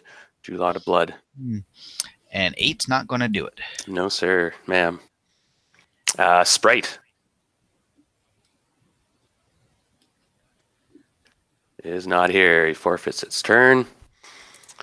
Okay, Boudica, you had both your arrows shot. You missed one. Now, Captain Manwaring, he sees he's one way, miss, and he shoulders you side roughly, Boudica, or tries to. Okay. Oh, it just you kind of he just, that's just his dexterity. He just got through and he attacks the lizard thing. That cost one of his actions, though, one of his attacks. 11, that's going to be close, pardon me. So everyone be ready next round. What you're doing, it's coming up pretty soon. Armor class. I haven't attacked this round yet. Oh, sorry, bud. Boy, that he hit him. That's a hit. Fighters have great attack charts. Wow. Yeah. Okay, he didn't have a mace. He has a. I had him as. He has a couple weapons. He has a glaive that he uses, and against large creatures, I think glaive does 1d12. Yeah, it does good damage. And his bonus, so 1d12 plus. Oh wow, he's yikes. So he did 17 damage. He really cranked it. Wow. Right in the snout. Crack! Brandrew, you see this big lizard just missed you. You just duck and snap, snap. He's like trying to. What do you do? Hammer him? Is it hammer time? Ooh, that might hurt. Okay, I bet it will. Okay, so roll your percentage. I think he's dead. Next round. That cone of cold, if it did full damage, you would have killed those lizards, by the way. Jim. Yeah, I know. That would have been sick. They both made their saves. But anyway, Brad just cranked this one to pulp. He smashes it right in the melon. And you hear this sickening crunch as this lizard just starts to flop around and stuff and thrashes around. And there's a guy beside him. See if he gets crushed. Oh, and the guy beside him gets crushed as the lizard rolls. Oh, he doesn't kill him, though. Lucky bugger. Oh, dang. Yeah, he's still alive.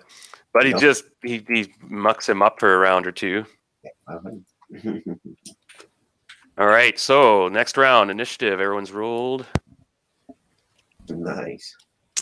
Oh, I got a 6. All right, Brad, big money. Me?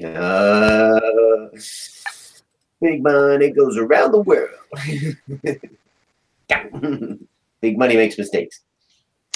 Okay, so the lizard, we'll start with the lizards. That one's dead. Put it over here for a second. This one up here pounces down or leaps or runs down the other side and attacks. 5, 6.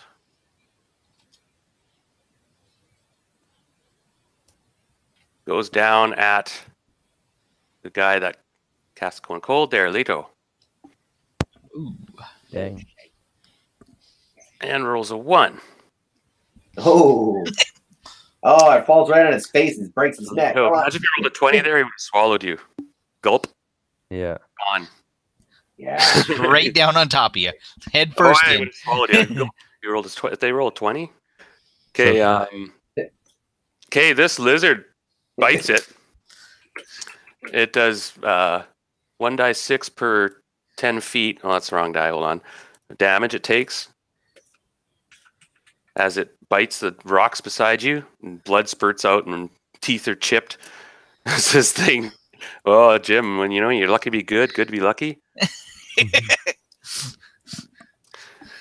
This one's still got frosting on it and icicles from your Kona cold. That's probably why it was after you.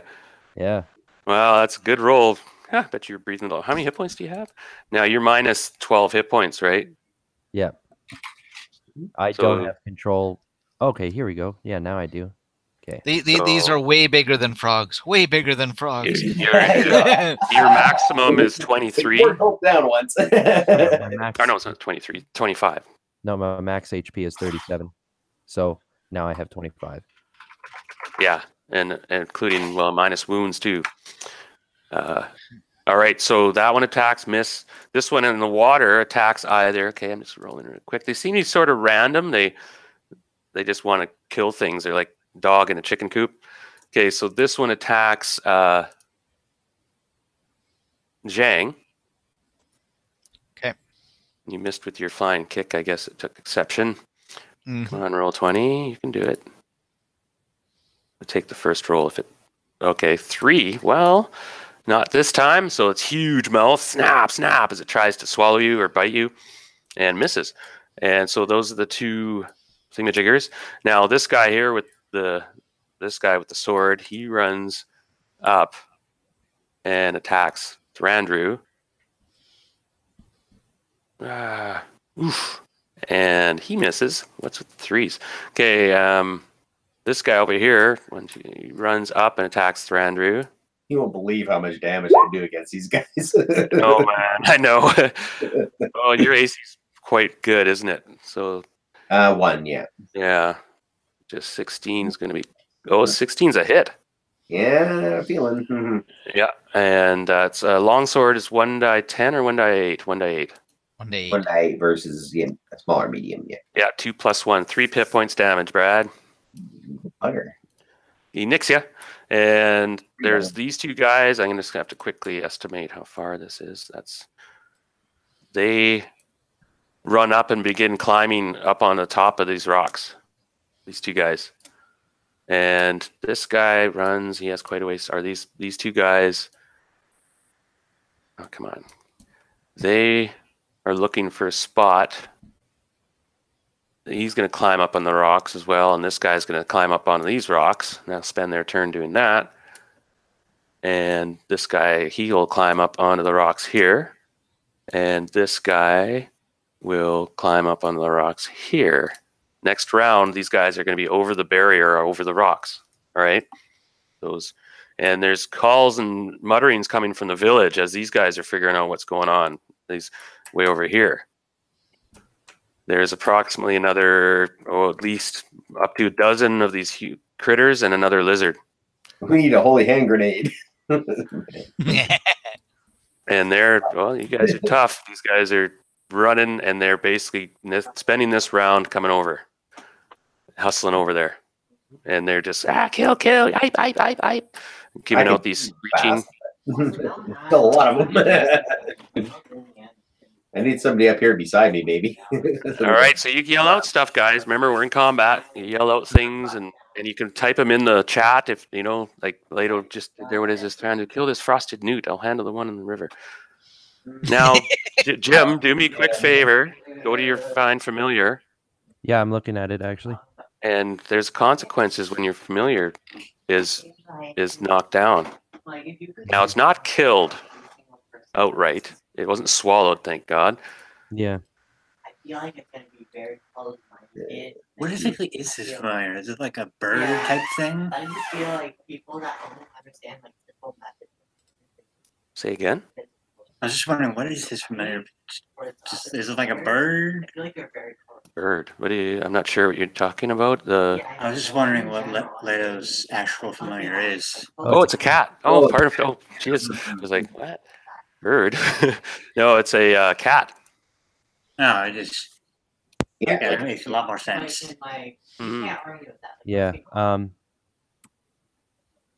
What is it, Darren? Yeah, it's not until she actually dies that the consequences hit me. All right, Oh, but you she's do actually- lose those powers, so you lost. Yeah, you lost the hit points and the magic resistance. All right, so initiative. Let's get this ball rolling. That is a lot of whatever what those things are. Gibberlings. There's the Gibberlings. They're the Horde Gibberlings. goblins. So you guys are first, and it is spell phase and missiles first shot. So with that fumble, Darren, this one's going to try to attack me again right away. Probably. Okay. Then I guess I'm going to have to throw my acid arrow in its face. Okay, you have 5 seconds. Yep. No, that's what I'm doing. The acid arrow for sure. What a lightning might come in. Okay, here go. Okay. What did you have in mind? It's the acid arrow. Oh, okay. I didn't hear you. Oh, sorry. No, that's what I said initially. I was going to say you forfeited your turn. No. Okay, acid arrow right in his face. You cast that pretty quick. Now he's not technically in combat with you because he's recovering from his faceplant, and you shoot him in the side, and he gets saving throw. Or you attack first. Go ahead. Oh, 7 + 1, and flank attack. So you have 7 + 3, which is 10. As 9th level fighter, that's going to do it. You hit him. Nice. Actually, I think an 8 hits him. Crazy. A 9th level fighter. Holy crap! Nice. Their Thaco is 12. So that's for the arrow. Does 3 hits of damage, and then Roger. just looking this over, 2 to 8 hit points damage for the acid, and it'll happen 3. Hold on, just double checking. Somebody's got a TV going in the background or something. Oh shit! I think it's 4 rounds now. Hold on. So did it do acid damage this turn, this round? Miss Agnes reading the entire spell. Yeah, the acid. I'm just trying to see. It doesn't say if it does it right away. I guess it just depends with like a normal weapon, right? Like if the effect takes place right away, then it should do damage right off the bat. And it'll do another 2 rounds after that. Okay, go ahead, roll. Okay. And be ready, everybody, to act. Okay. I'm gonna do the 5-second thing now, and if I hit 0, I'm like, you standing there. I'm moving on. Oh, I thought you might kill it here, but you. All right, next, Grandrew. Yeah. Unless somebody has a spell. Fuckers coming at me. Yeah, they're everywhere. And small creatures. These are actually small creatures, but they're considered giant class. That's fine, right? But up to 5 small creatures can attack 1 target. Yeah, exactly. Am I immediately engaged with these guys, or are they still? Oh yeah, you're surrounded. You're the tip of the spear. Okay, well, I only get 1 attack this round though. Yeah, I didn't really want to use my scimitar. Okay, you have 5 seconds. You go for it. Yep, you betcha. All right. But I only get 1 attack though. Splat. Nice. I do 2 to 7 + 15. So what? Giant class. Yeah. So which one do you want to kill? I don't know why, but I don't know. Guy in front of you. This guy. He goes flying back. Shattered body. So each hit is basically a kill. Oh yeah. Oh, for sure. Against these guys. Yeah. Oh yeah, he's gone. So keep doing what you're doing now, Zhang. You're fighting the lizard over there. Yep. I'm going to try and pummel him back into the river. Give Nefertari a chance to get away. So we're going to 20. And a level 7 monk. Now that lizard's coming up, Thrandu, this round. It's going to attack you. Sorry, go ahead. New swing. 15 and 19. Do they Yep. hit for a level 7 monk? Yep. Okay, so that's... You went into the next column now, so you get a nice little perk. You're getting close to your Thaco now. General Thaco is 16. Okay.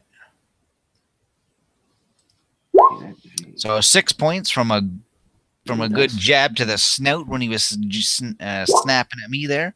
Nice. And a little chop in the side of the ear after that for 3 He's more. hurt, yeah. And one of his eyes is kind of pulped and bloody. It's not working, you can tell. And it's all kind of limpy and gimpy, and it's just thrashing now and trying to bite. And it tries to bite you. Or actually, we'll finish you guys' turn first. So Sprite. Sorry, buddy, I got you muted. Cool. I'm gonna go over. Can I get over to this lizard over here? Yes, you're small. You scamper around. You run over there and attack it. Yep, and just smack it with both my swords. Nice. My sword and my dagger. Okay, so you get a flank attack. So +2. All right. D20. Or +1 if it's rear attacks +2. Okay, so am I +2 or +1 then? Oh my god, yeah. Like your credit for being like, what would be the And it's a vicious scrap, guys. You guys are being swarmed. There's a lot of these gibberlines coming. All right, so my +2 or +1 for flank or rear? Just want to clarify. +1. Just +1? So Flank. Okay. That'll stack on my +1 sword. Wow. Oh, yeah. Okay, I'd like to hear a description here, and I could reward some. Now, remember, you're putting down 500 XP every time you get crits, guys. Oh, yeah. I know. 500. 500. Now, roll percentage die and describe to me how. Let's see what the percentage roll is first, actually. See how spectacular this could be as you buzz your way through like a blender. Okay, so you do double damage, and it's killed. In what manner? All right. Basically, what Sprite's going to do is he's going to try and slide under it and then take his sword and just gut it. Run along the spot. You might be. Yeah, you got the clearance. Now make a dexterity check. All right. When it dies, it doesn't fall on you and smother you and guts. Oh, that is a possibility. Oh, shit. I won't smell great, but you did it on purpose, though. Like you were doing this cleverly. You didn't. I'll give you just a general dexterity. Oh, now you slice this belly so wide open that the guts spray out the other side and make the footing on the rocks loose, and these two guys have to make dex checks or fall off. And my dex is at an 18, so I'm good. Oh, the one guy's fails spectacularly, and he falls from the very top on his head. Woo! Breaks his own neck. Breaks his own neck. Yep. Exactly. And the lizard is just splattered. I'll move it to the side. Well, its body's still kind of there. It's thrashing a bit, but Sprite pops out the other side. Wow. Not a drop of gore on him. He's like, woo. You get 600 extra XP there, Sprite. All right. Putting on a show. I still have one attack left. And it is very dead. And I guess Leto gives you a bit of a thank you. Oh, absolutely. Oh, you got your blur going. Okay, that's what that is, yeah. Yeah, I engaged that this round. I still have one attack left. Can I get the guy in front of me right here? Make a dexterity check. Dexterity check? All right. Just got to get under 18. Almost did a crit. Yeah. But you see, remember, if you roll a crit on these checks, you get 500 XP. And that's a 1 as a crit on a stat check. Yeah. So you attack him. Go ahead. 20. These guys seem to go down pretty easy, but there's a shitload of them. Yeah, there's a lot of these brothers. Oh. 17. Crunch. All right, go ahead and roll your damage. D4 plus 1. Like a short blender. Yeah, no, he's just... Max damage, 5 damage. Oh, nice, the dagger. Now, isn't that a +2 against small creatures, that dagger? Let me check. Did you end up with that one? Who has that dagger? Actually, I think he did. Yeah, I think I do have it. 1 second. Let me check. Make sure that everything's in order. And I'm in a good mood. I'm going to make it a +2. Yeah, it's plus gonna 2 be against small creatures. it's Yeah. +2 against small creatures. All right, because that will actually kill this thing. So that's what, like 6 damage then? Yeah. 7. Okay, 7. Yeah, 7. Wow. Slice and dice. So you just show up beside Thrandrew, and you see your little buddy who's effective. Wow, okay. Boudica. Okay, I'm going to fire at this guy. He's dead. Oh, he's dead? Sprite just cut him in half. Yeah, make sure that guy up. Okay then. I'm going to take a step back into the side and get at this guy. Now, there's it'll fly in your ointment because that was your initial move. You actually waste one of your shots acquiring another target. It's better to not hit compatriots. That's true. No, but what I'm saying is that you were originally going to shoot that lizard, and to reacquire a new target, right? You can only shoot 2 arrows at one target. Is that sort of how it goes? Right. So we're gonna try. Yeah, just 6 Sprite on him. Oh, nice. So that is a hit. And so you shot this guy here. And describe how you killed this thing. It had 2 hit points left. And it was snapping. I'm going to say that I ended up firing as his mouth was opening, got him in one of his cheeks. Oh, classic. Up through the roof of his mouth? What? Yep. Up to the top. Excellent. And he slides into the water and goes downstream, like his corpse. Floats away. He is no more. Yeah. And you're just, holy cow. And then you see the cat is sort of like, eh. Oh, yeah. Just kind of basically stunned right there. Effed up. I have a special status for 0 hit points. It's like a semi-conscious state. You can get up and walk even, kind of shuffling and such, and you're not dying. The negative hit points, you lose a hit point around, right? Sort of punch drunk, if you will. Yeah. So Manwaring nods at Boudica. Not bad for a drow. Ooh, high praise from him. Yep. And he sees that these guys are jumping on the rocks and are going to jump down and flank, and he was prepared for that. He just braces himself for a charge, and he goes up beside Leto and actually uses his action to grab Leto and thrust him behind him.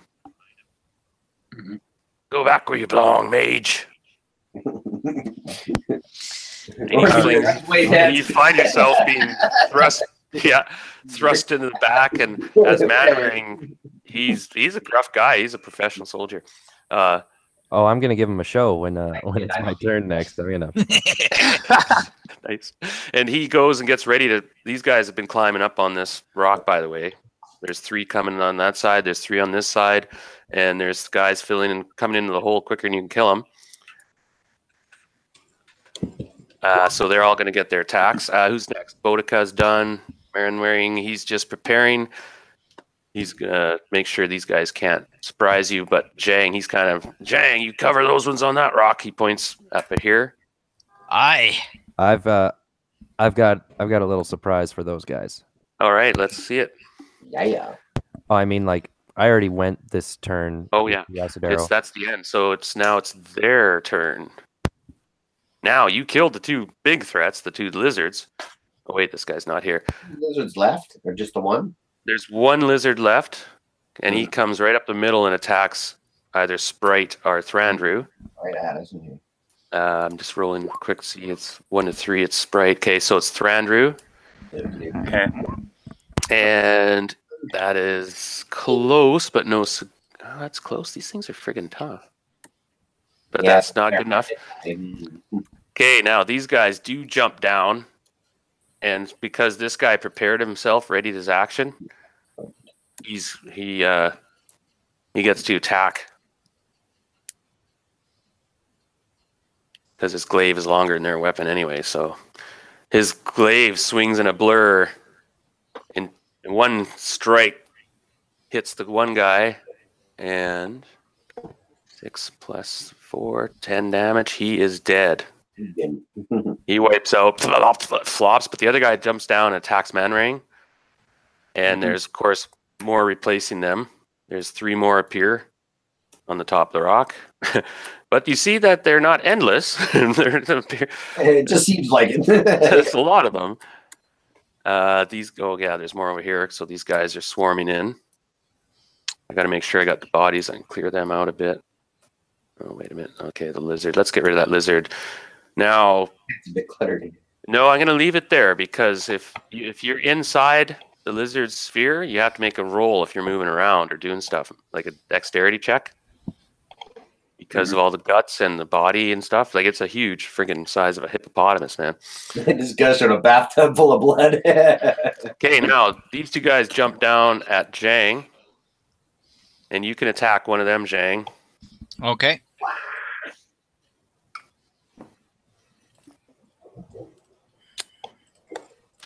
And then this one attacks Sprite. What's your armor class, Sprite? 1. Nice.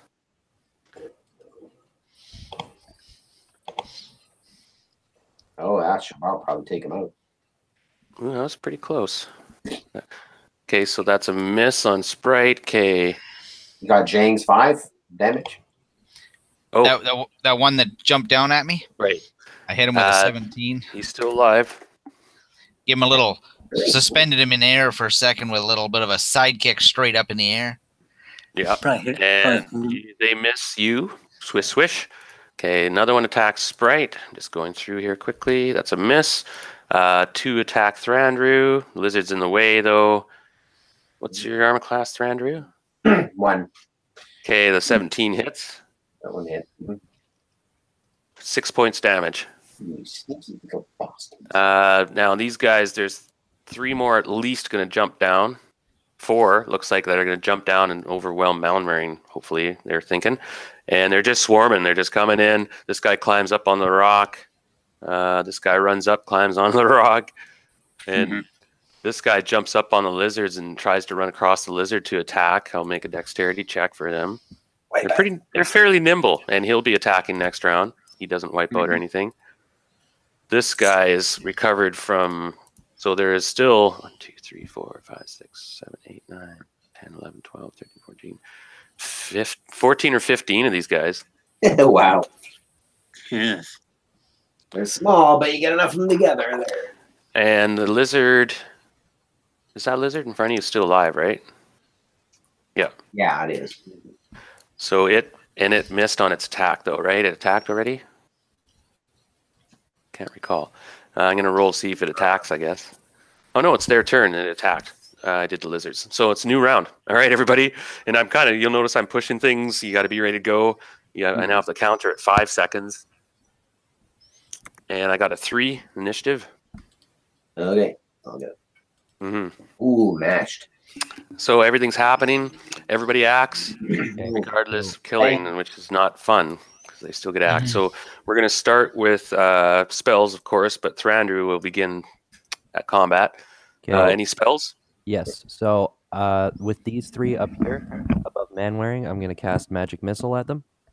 Ooh. So I've got 5 missiles, so I'm going to hit 2 on the very top, 2 on the middle guy, and then the one furthest down is going to get 1 magic missile. Gotcha. So roll the 2 for the top guy damage. Yeah. So it'll be Nice. 2d4.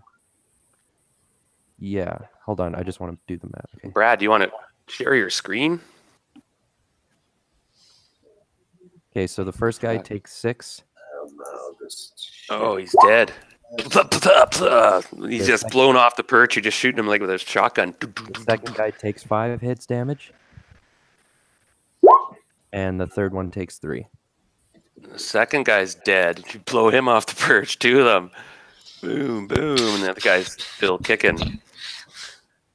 And immediately is replaced by... But they are being chewed up. Definitely. All right. Any other spells? Good. Well done. The old magic missile is classic. Thrandu. Yep, I'm ready to. Yeah, I'm gonna hit this lizard, try to finish him off. Good call. And I get 2 attacks this round. Ooh. Oh, you in your 20s. What's...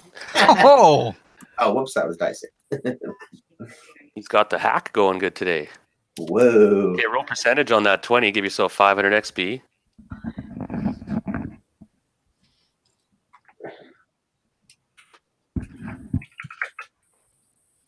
Okay, and damage at +8. That's right. So, Go ahead. sorry, 1 sec. What is it for the flail? And Zhang, you're up next. 1 to 6. 9. You can go ahead and initiate your action if it's... Oh, I'll be attacking these 2 guys right in front of me here. Gotcha. Just turning to face. 12. Step. Oh, I have to roll percentage, right? No, Yeah, because you did double damage. You killed it. But I'm just going to see if you get any spectacular... Oh, Oh, triple damage. Whoa! Oh, that should do it. Just obliterate it. It's like... I just did a big old nasty swing, or crushing the side of its head, and just and it just brain matter galore. Brain with my flail head. Nice. Fucking cold blood. Wow, well done, Zhang. here we go. Well, that's going to do it. Wow. That one. Oh, Oh wow. that's a 20. Okay, you kill the first one because he only had a couple of hit points left, and the other one you do double damage minimum, so he'll be dead. Wow. And third attack is another 19. Holy. So you quickly dispose of these 2 guys in a professional manner. It's like just wrap them up. Oh yeah, well done. Just a little chop to the neck of the guy that was already injured, kick right to the face on the second guy, straight up sidekick right into the teeth. Nice. So I'm going to give you a bonus 600 XP there. Well, he had teeth. Not anymore. Now, Sprite. There are, well, there's 2 guys facing you. I'm going to take care of the first guy to my right. D20 plus 1 for the sword. Oh, he's quick. Ah. And you have to make a dex check to see if you can maneuver around that body and the blood and stuff. Actually, no, you're small and you went around the front. No, you're good. All right. And then second, that's fine. This one, D20 plus 1 minus 2. Put a dagger on him. that's close. You're 5th or 6th level. Oh, they're the same chart. She's a little fighter. That's a hit. Okay. Fighters have great tables, man. D8 plus 3 then, because plus 2 against small creatures. Ooh, nice. Oh, yeah, he's dead. Yeah, he's very dead. So the corpses are piling up. We're making work. Oh, man. Yeah, that's a good call. We're still finishing your round. So Boudica, they still have to act this turn round, and then they'll make a morale check after that. If there's I'm any gonna left, shoot jeez. This guy. Okay. Yeah, he's up on the rock, so you don't have to worry about line of sight. Exactly. That's a hit. And that one has 5 hit points. Ah, nice. And he rolls off the rock in a dramatic kind of Western movie style. Bung. Arches the back. Got me, Pilgrim. Does a complete pirouette and A really cheesy fall, eh? Like from a Western movie. oh, it's been a Well, bloody. as long as there wasn't a Wilhelm scream, I'm happy. Stella. Okay. Captain Mainwaring, he's holding this side over here, and he swings deftly at this guy's cranium. His glaive is a blur. If roll 20 can keep up with my request, did it? Oh, and there you go. Connection. And the glaive whirls, and the guy's head whirls. And these guys right don't off. whack, and then he's like, "Keep it coming! Everyone hold! They're gonna flee! They're gonna break!" He yells out, and he snarls, "Come on, you bastards!" Reminds you of like a Scottish drill sergeant or something. Leto, I think he did his magic missile. He's done. So Yeah, now they get to act, including the ones that died. I was gonna say that if I've got a bit of time this turn, like what I'm gonna do is get ready to go help Nefertari, because I mean these guys kind of have what's left of the. You could go that direction. Yep. I'm just gonna roll some attacks here. This is on man wearing. Oh, there's a definite hit there. Double damage on the gnome. 12 points damage. He's got 36. Okay. Now one attack Sprite. Actually, this guy jumps down and attacks you, Sprite. And miss. This guy attacks Sprite. Miss. Okay, this guy attacks Thrandu. That's a miss. This guy attacks Thrandu. There's 3 attacking Thrandu. Boy, these guys not getting rolls. Oh, there's a hit. Okay, Thrandu.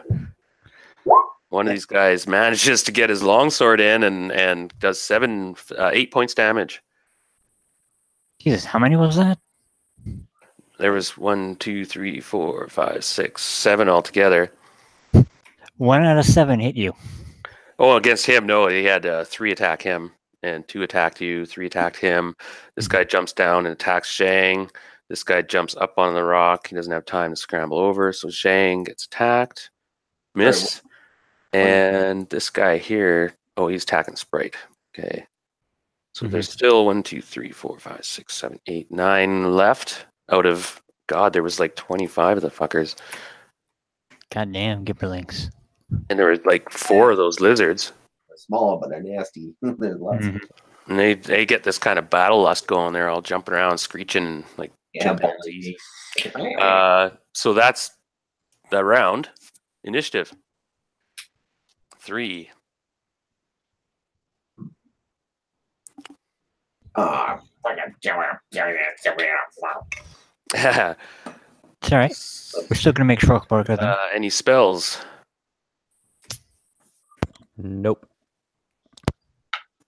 All right, so 1, 2 attack man wearing. I'm just gonna quickly summarize their attacks.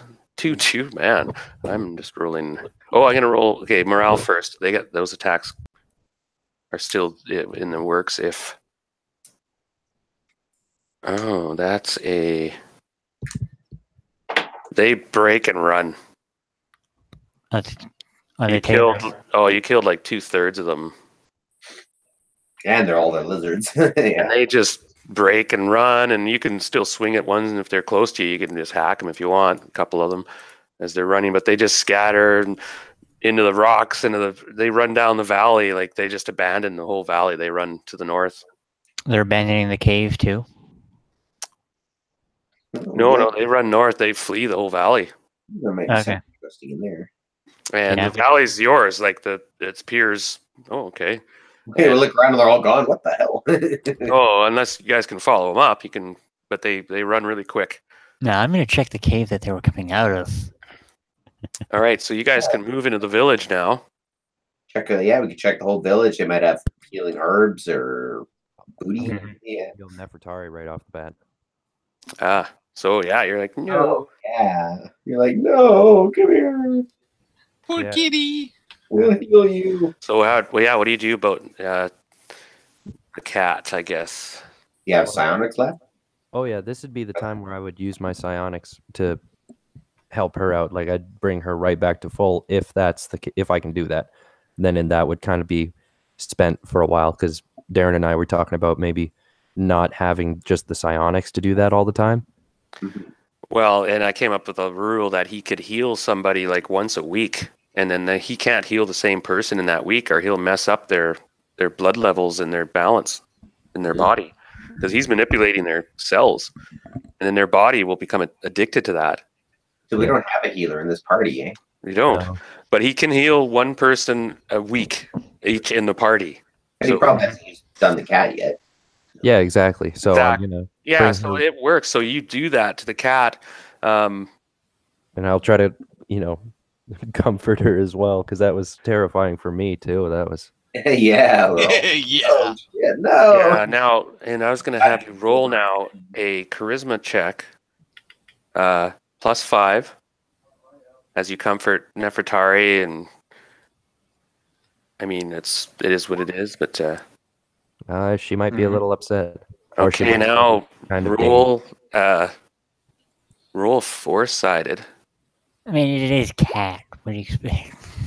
Okay, for 2 months, you won't have the effects of the familiar. As just because it takes that long to bond again, and she's not mad at you or anything like that, is what it is. But that's just the effects of her being knocked out of being severed in that way. Can I still communicate with her? Yeah.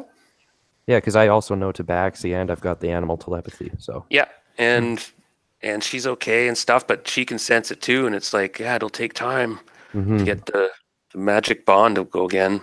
And I'll tell her that I'm sorry that I let her come to harm. She should definitely be in my hood or something. Like that was kind of how I imagined it was.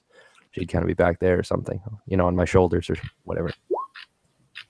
Oh yeah, and you guys move into the village, and it seems secure. There's all the Gibberlines fled. They were taking the lizard into this tunnel here that has a portcullis on it that's raised with a winch, and inside were quarters for lizards, and there is a lizard in there. Actually, there's one left. He's in his cage or in his den, and he's got his water trough and food and stuff. I'm gonna have to try this. I'm gonna try this again. Anybody got lizard training? I have animal training, actually. I have done this once before in this very module. So A lot of cats. if I can pull it off, you will see a gnome riding a lizard, which in of itself will be hilarious. Yeah. Do you have any background in animal handling or anything though? I don't think Sprite specifically does. So it's going to be a hard roll. Yeah. Yeah, 'cause you don't really know what you're doing. I'm gonna try though. Okay, so you raise the portcullis. A lot different. Let's all get ready on the other side just in case this thing comes tearing out. Oh yeah. So you're going to raise the portcullis then? Yep. All right. Okay, the creature for the moment stays in its den. Seems to be trained to wait there or something. And the rest of you can move up if you want or whatever. I mean, if you want, Brad, you can aid me in this if you would like. Show me what to properly do. Sure. I might be able to give you a couple of hints because I have animal handling, but it's horse, so that's quite a bit of different critter, but something might be similar. Yeah. So you can use your charisma or your wisdom. I'm gonna see which is higher. With his help, the two of you, and his knowledge, I'll just make it a +5 roll. I was going to make it +10. Okay. But with his, if he helps you, and you have background with animal handling and stuff, Brad. Yeah. But it's a lizard. Yeah, I was thinking it's quite a bit of different critter, but I'm doing charisma because my wisdom is lower than that. So the two of you together are going to try to kind of. Nope. First one does not succeed. Okay, roll for surprise. I am off by like 1. Oh no. Okay, I got a 5. Okay, neither a surprise. We'll roll initiative. This thing turns on you. I mean, I'm not trying to hurt it. Yeah, but it was a bit of a risk. This thing, they do attack you. It says in the module even they. Okay, so who's in there with them? Thrandu and Sprite. The rest of you are in the village. Are you way up by the rock still? Might need some backup. All right, so in the village. Oh, where's Lido? He's right here, isn't he? Okay, Yep, I it was waiting. tries to swallow you, Sprite, and just gulp you down like a morsel. I'm gonna And try and fight it off and calm it down. well, I'm that's not gonna try and attack it. all right. You just okay, so you don't attack. That's fine. I'm just like do you stop attack it, Andrew? Stop. We could do some dual damage. That's another You got alternative. 5 seconds. Well, I'm going to come up. It's trying to attack him. Yes. Where is it exactly right now? Well, you're supposed to move your avatars over there. Oh, sorry. My dice rolls in the way. You're in the den. You're way over here. Mm-hmm.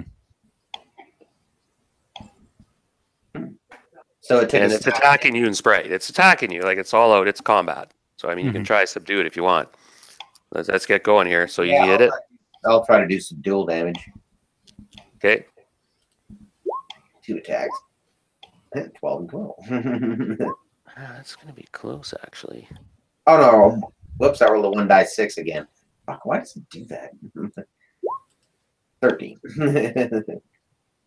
All right. So, those are both hits. Oh, wow. 13. This thing is not going to let you subdue it, really. You got to fight it or not. You can't hit this thing with the flat of your sword. It's a large, 13 and 11. huge lizard. It's like it's trying to eat you guys. Yeah, I know. So 13 and 11. So you did 24 damage? Wow. Yeah. Well done. So it's messed up as you gouge it deeply and take chunks of it off, but it's still kicking. And it's next round. Initiative. If it's 4. kicking, I'm gonna try and break it. Do you want to do initiative, Nestor? Sure. If got it's a 4. kicking, I'm gonna try and break it. Very good rolling lately. It's still alive. It's still got some hit points, but it's freaking out. It's trying to kill you. Okay, you guys act first. Okay. Well, I get 1 attack this round, unless you want to attack first. I mean, if it's trying to kick, I'm gonna try and break it. No, it's trying to eat you. Yeah, I know. If it's fighting me, I'm gonna try and break it like a horse. Not sure what you mean. He means making it able to ride like you do a horse. Horses do not initially do not let you. Yeah, they are not fun. Oh yeah, I know how to break in a horse, but It's pretty hurt now, you though. can't break in a lizard. It's already broken in. This lizard's just freaking out. It's trying to kill you. It's not gonna. I mean, I can always It's try. too late for that. Well, you could have a +10. You have it'd be like a +10. I'll use charisma. Okay, 1 second. I gotta answer a phone. Okay, well that solves that. Okay, Andrew, go ahead and attack. All right, it was +10 charisma. Oh yeah. Sorry, I was just checking something here. That is exactly my charisma. Okay, so you smack it on the nose, and it goes down into a crouch. Actually, roll your damage because this thing doesn't have any hit points left. So if you use subdual damage, Oh, I used to dual damage when I attack. Yeah. right? Well, like I said, it's hard to subdue large creatures. Mm-hmm. You just can't do it. Yeah. But I gave him a chance to try to. Okay, it sits down and retreats. It's quite wounded, so it just backpedals into the chamber. Mm-hmm. Okay, well, I'll let you try to charm this thing. I'll just hold off until. I mean, y'all can keep moving on while I try and take care of this thing. Well, I was probably going to call the game now because there's a section coming up that's probably going to take at least a couple hours. True. Yeah, do you know about the upcoming section? Yeah, at least a couple hours it's going to take. But we can finish this module next session. I'm pretty confident that it'll take 3-5 hours maximum. There's a bit of show going on. So you do have this lizard there, but you don't have it trained. You don't know how to ride lizards or whatever. It had its harnessing taken off. It was put in here, right? They removed all its gear. So, But it seems to allow you to move around it now and stuff. Like it's just dormant. Yeah, if you have any open non-weapon proficiency slots, you could take like animal trainer. You can specialize in lizards. Okay, I'm gonna do XP minute, guys. So, Alright. and you guys can look around the village, but it's very rustic and primitive. No, anything important? Yeah, but there is this entrance. There's a pretty nice bridge, like sturdily built stone bridge, crosses this steaming creek and goes into the mountain. There's a tunnel, and that is the entrance to the forge, you surmise. Okay, and then the place we found here, it's just the pen for these lizards? Yep. You can go in there and look around, but it's dead ends. There's like 4 or 5 pens. Yeah, okay, I'm seeing. Where the other lizards were kept, you killed those ones. Oh, that's 4. Nothing interesting. There was no like captain of the people that we could loot and maybe find something on? Yeah, guy I think trying to rally the troops, right? But he might. I don't know if we killed him or not, though. He might have fucked off. Oh yeah, that's right. Oh, that's like, yeah, they're really poor. They had contained straw mattresses, ceramic pots, gnawed bones, fruit rinds. Almost tribal. Not much for coins. They have no treasure. Like, weird, nothing. I'm just looking, but that's just the way it is. They have no treasure. In fact, we should lose 100 gold pieces. Yeah, you get disease. You get fucking plague. You can get disease from gibberlings, I think. Not these ones. I think only if they bite you or something, though. Well, in Baldur's Gate, they did, I think. I didn't mention it here. They were, yeah, good job. You guys carved them up pretty good, though. Yeah, we got some wicked rolls here. Wow. Wow, they're kind of one-hit wonders almost, those guys. They're okay, let me see here. 1, 2, 3. With that giant class, that's laughable. Splat, splat. Okay, you guys get 18,000 experience points altogether. Party points. 2, 4, 5 of us this evening. No, we got a full crew. Divided by 5. 3,600. Okay. Remember, add your 10% bonuses if you got it. Yeah, they have no treasure. So next, I guess we're going to go into the tunnel. Apparently nobody's noticed you're here. You're not sure what the purpose of these guys were. You got the feeling that they didn't ride these creatures. That probably the deep gnomes did. These were just like the people who looked after them, sort of thing. Yeah. Well, I mean, that's kind of shitty because that's unfortunate. Yeah, we're gonna try to. I was say that too. Yeah, wait a minute. You slayed your beasts. Now help us. Well, that might complicate things. Perhaps you can put a spin on it. All right. Not much choice. Yeah, they just attack. They're primitive psychos. It says they immediately attack. There's no ifs, ands, or buts. Well done, you guys. Good job. Good job. Ew. I was a little worried there a sec when I saw how many there were. I'm like, oh shit. Oh, you guys are tough. I know that. So I'm gonna. And then, yeah, this wasn't meant to be a hard challenge, but it was. The lizards were a threat. If they happen to hit a crit or something, they can swallow somebody. Just. Oh yeah. As somebody posted in there, all kinds of images of the giant frogs came back to. Yeah. No.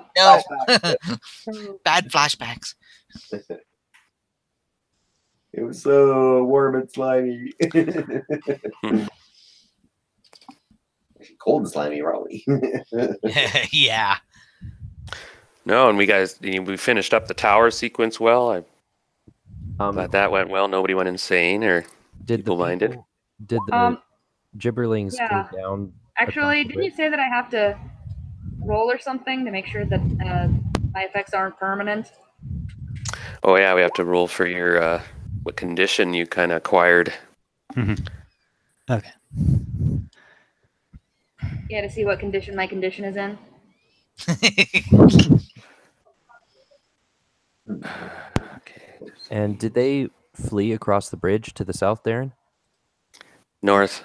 They actually fled down the valley where you guys came. Perfect. Okay, the other way that they went.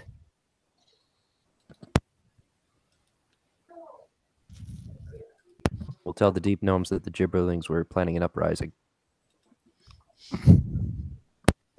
They were eating the lizards. Plus 60. 612.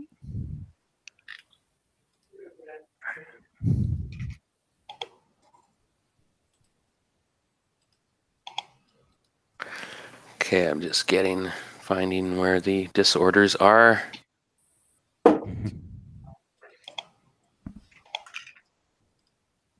Shit. Alrighty, well, I'm gonna hop off, but that was a great session, guys. Yep. Yeah. Oh. Interesting Yeah, to say the very least. Yeah. Yeah. I'll see you guys later. I'll be gone all week for work, but on the weekend I'll be back ready to play.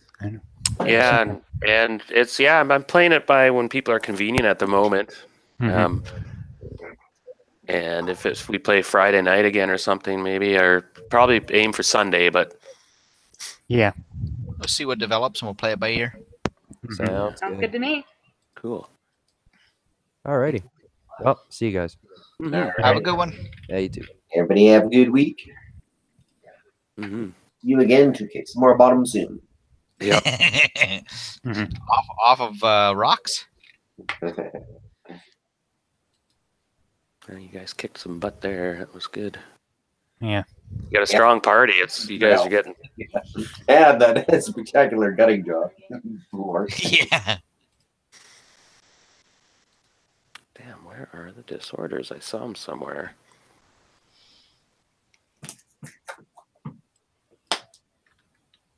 Oh yeah, Darren, like a rollmaster, those physical alteration criticals. Those are brutal, eh?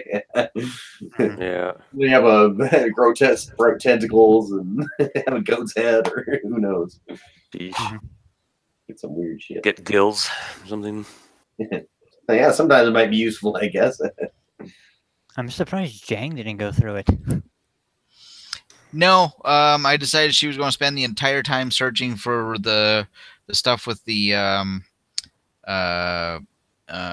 forbidding and her condition that she's already got, and the herbs to get that under control, and Yeah. even found a little indication there's a way to cure it.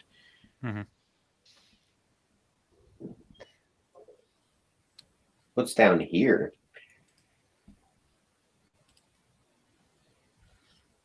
South there? That's where we go next, down to the Oh, okay. Yeah. Darren said that's where we head next. So it's almost like they were caretakers at the entrance here. Yeah, exactly. We butchered all your caretakers, but yeah, think about that is. I mean, Sprite won't be divulging what he had seen unless somebody specifically asks. Yeah. Yeah. No, we're not sure what happened. They all ran away. Throw the bodies in the creek. Yeah. Okay. I found it. Okay. Okay, let me have a quick look here. So what do I need All to right, roll? so roll 20-sided die.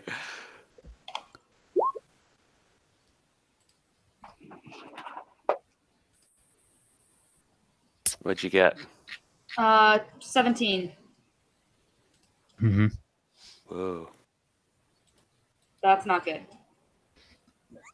interesting. There are a few times where I like rolling high.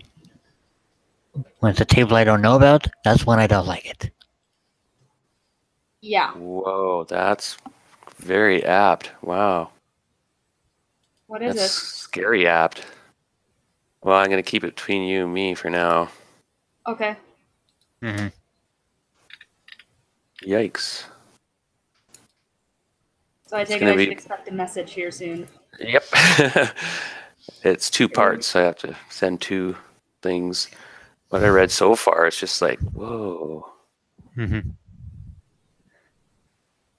Wow, that is so interesting. That's perfect. Wow. Okay. That's uncanny. Wow. I'm definitely thinking in the time between this session and next, Sprite's gonna be taking the time to try and get that thing on his side. He'll be trying. Yeah. Oy, oy, oy. Yeah, so don't discuss this with the others. Of course. We'll find out. I'll have to work on this a bit because it's actually, I couldn't come up with a better one. Whoa. That is really act. Isn't it though? I was just like, wow. I was reading the other ones. I'm like, that's no good. I hope she doesn't roll that. I hope she doesn't roll that, and so on. And then I saw this. I was like, ooh. Old Gary Gygax struck again. Yeah, shit. Here's the other half. It was on 2 pages, so. Yeah, I figured.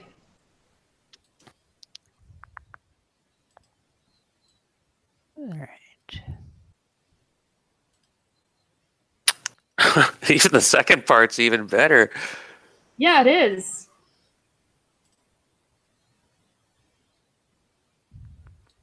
Oh man, that is very interesting. I'm gonna have to use that table more often. Yeah, seriously.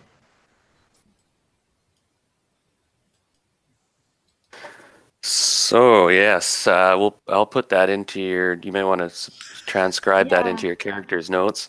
Yeah, for sure. Something that no one else can see?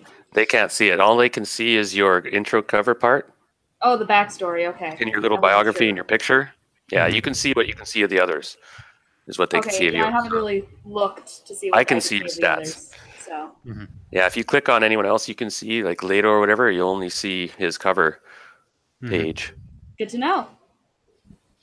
And so nobody can look into your details or fiddle with your character. This way, I've given you. There's 2 ranks I can give you, right? Yeah. So this is gonna be. I should turn off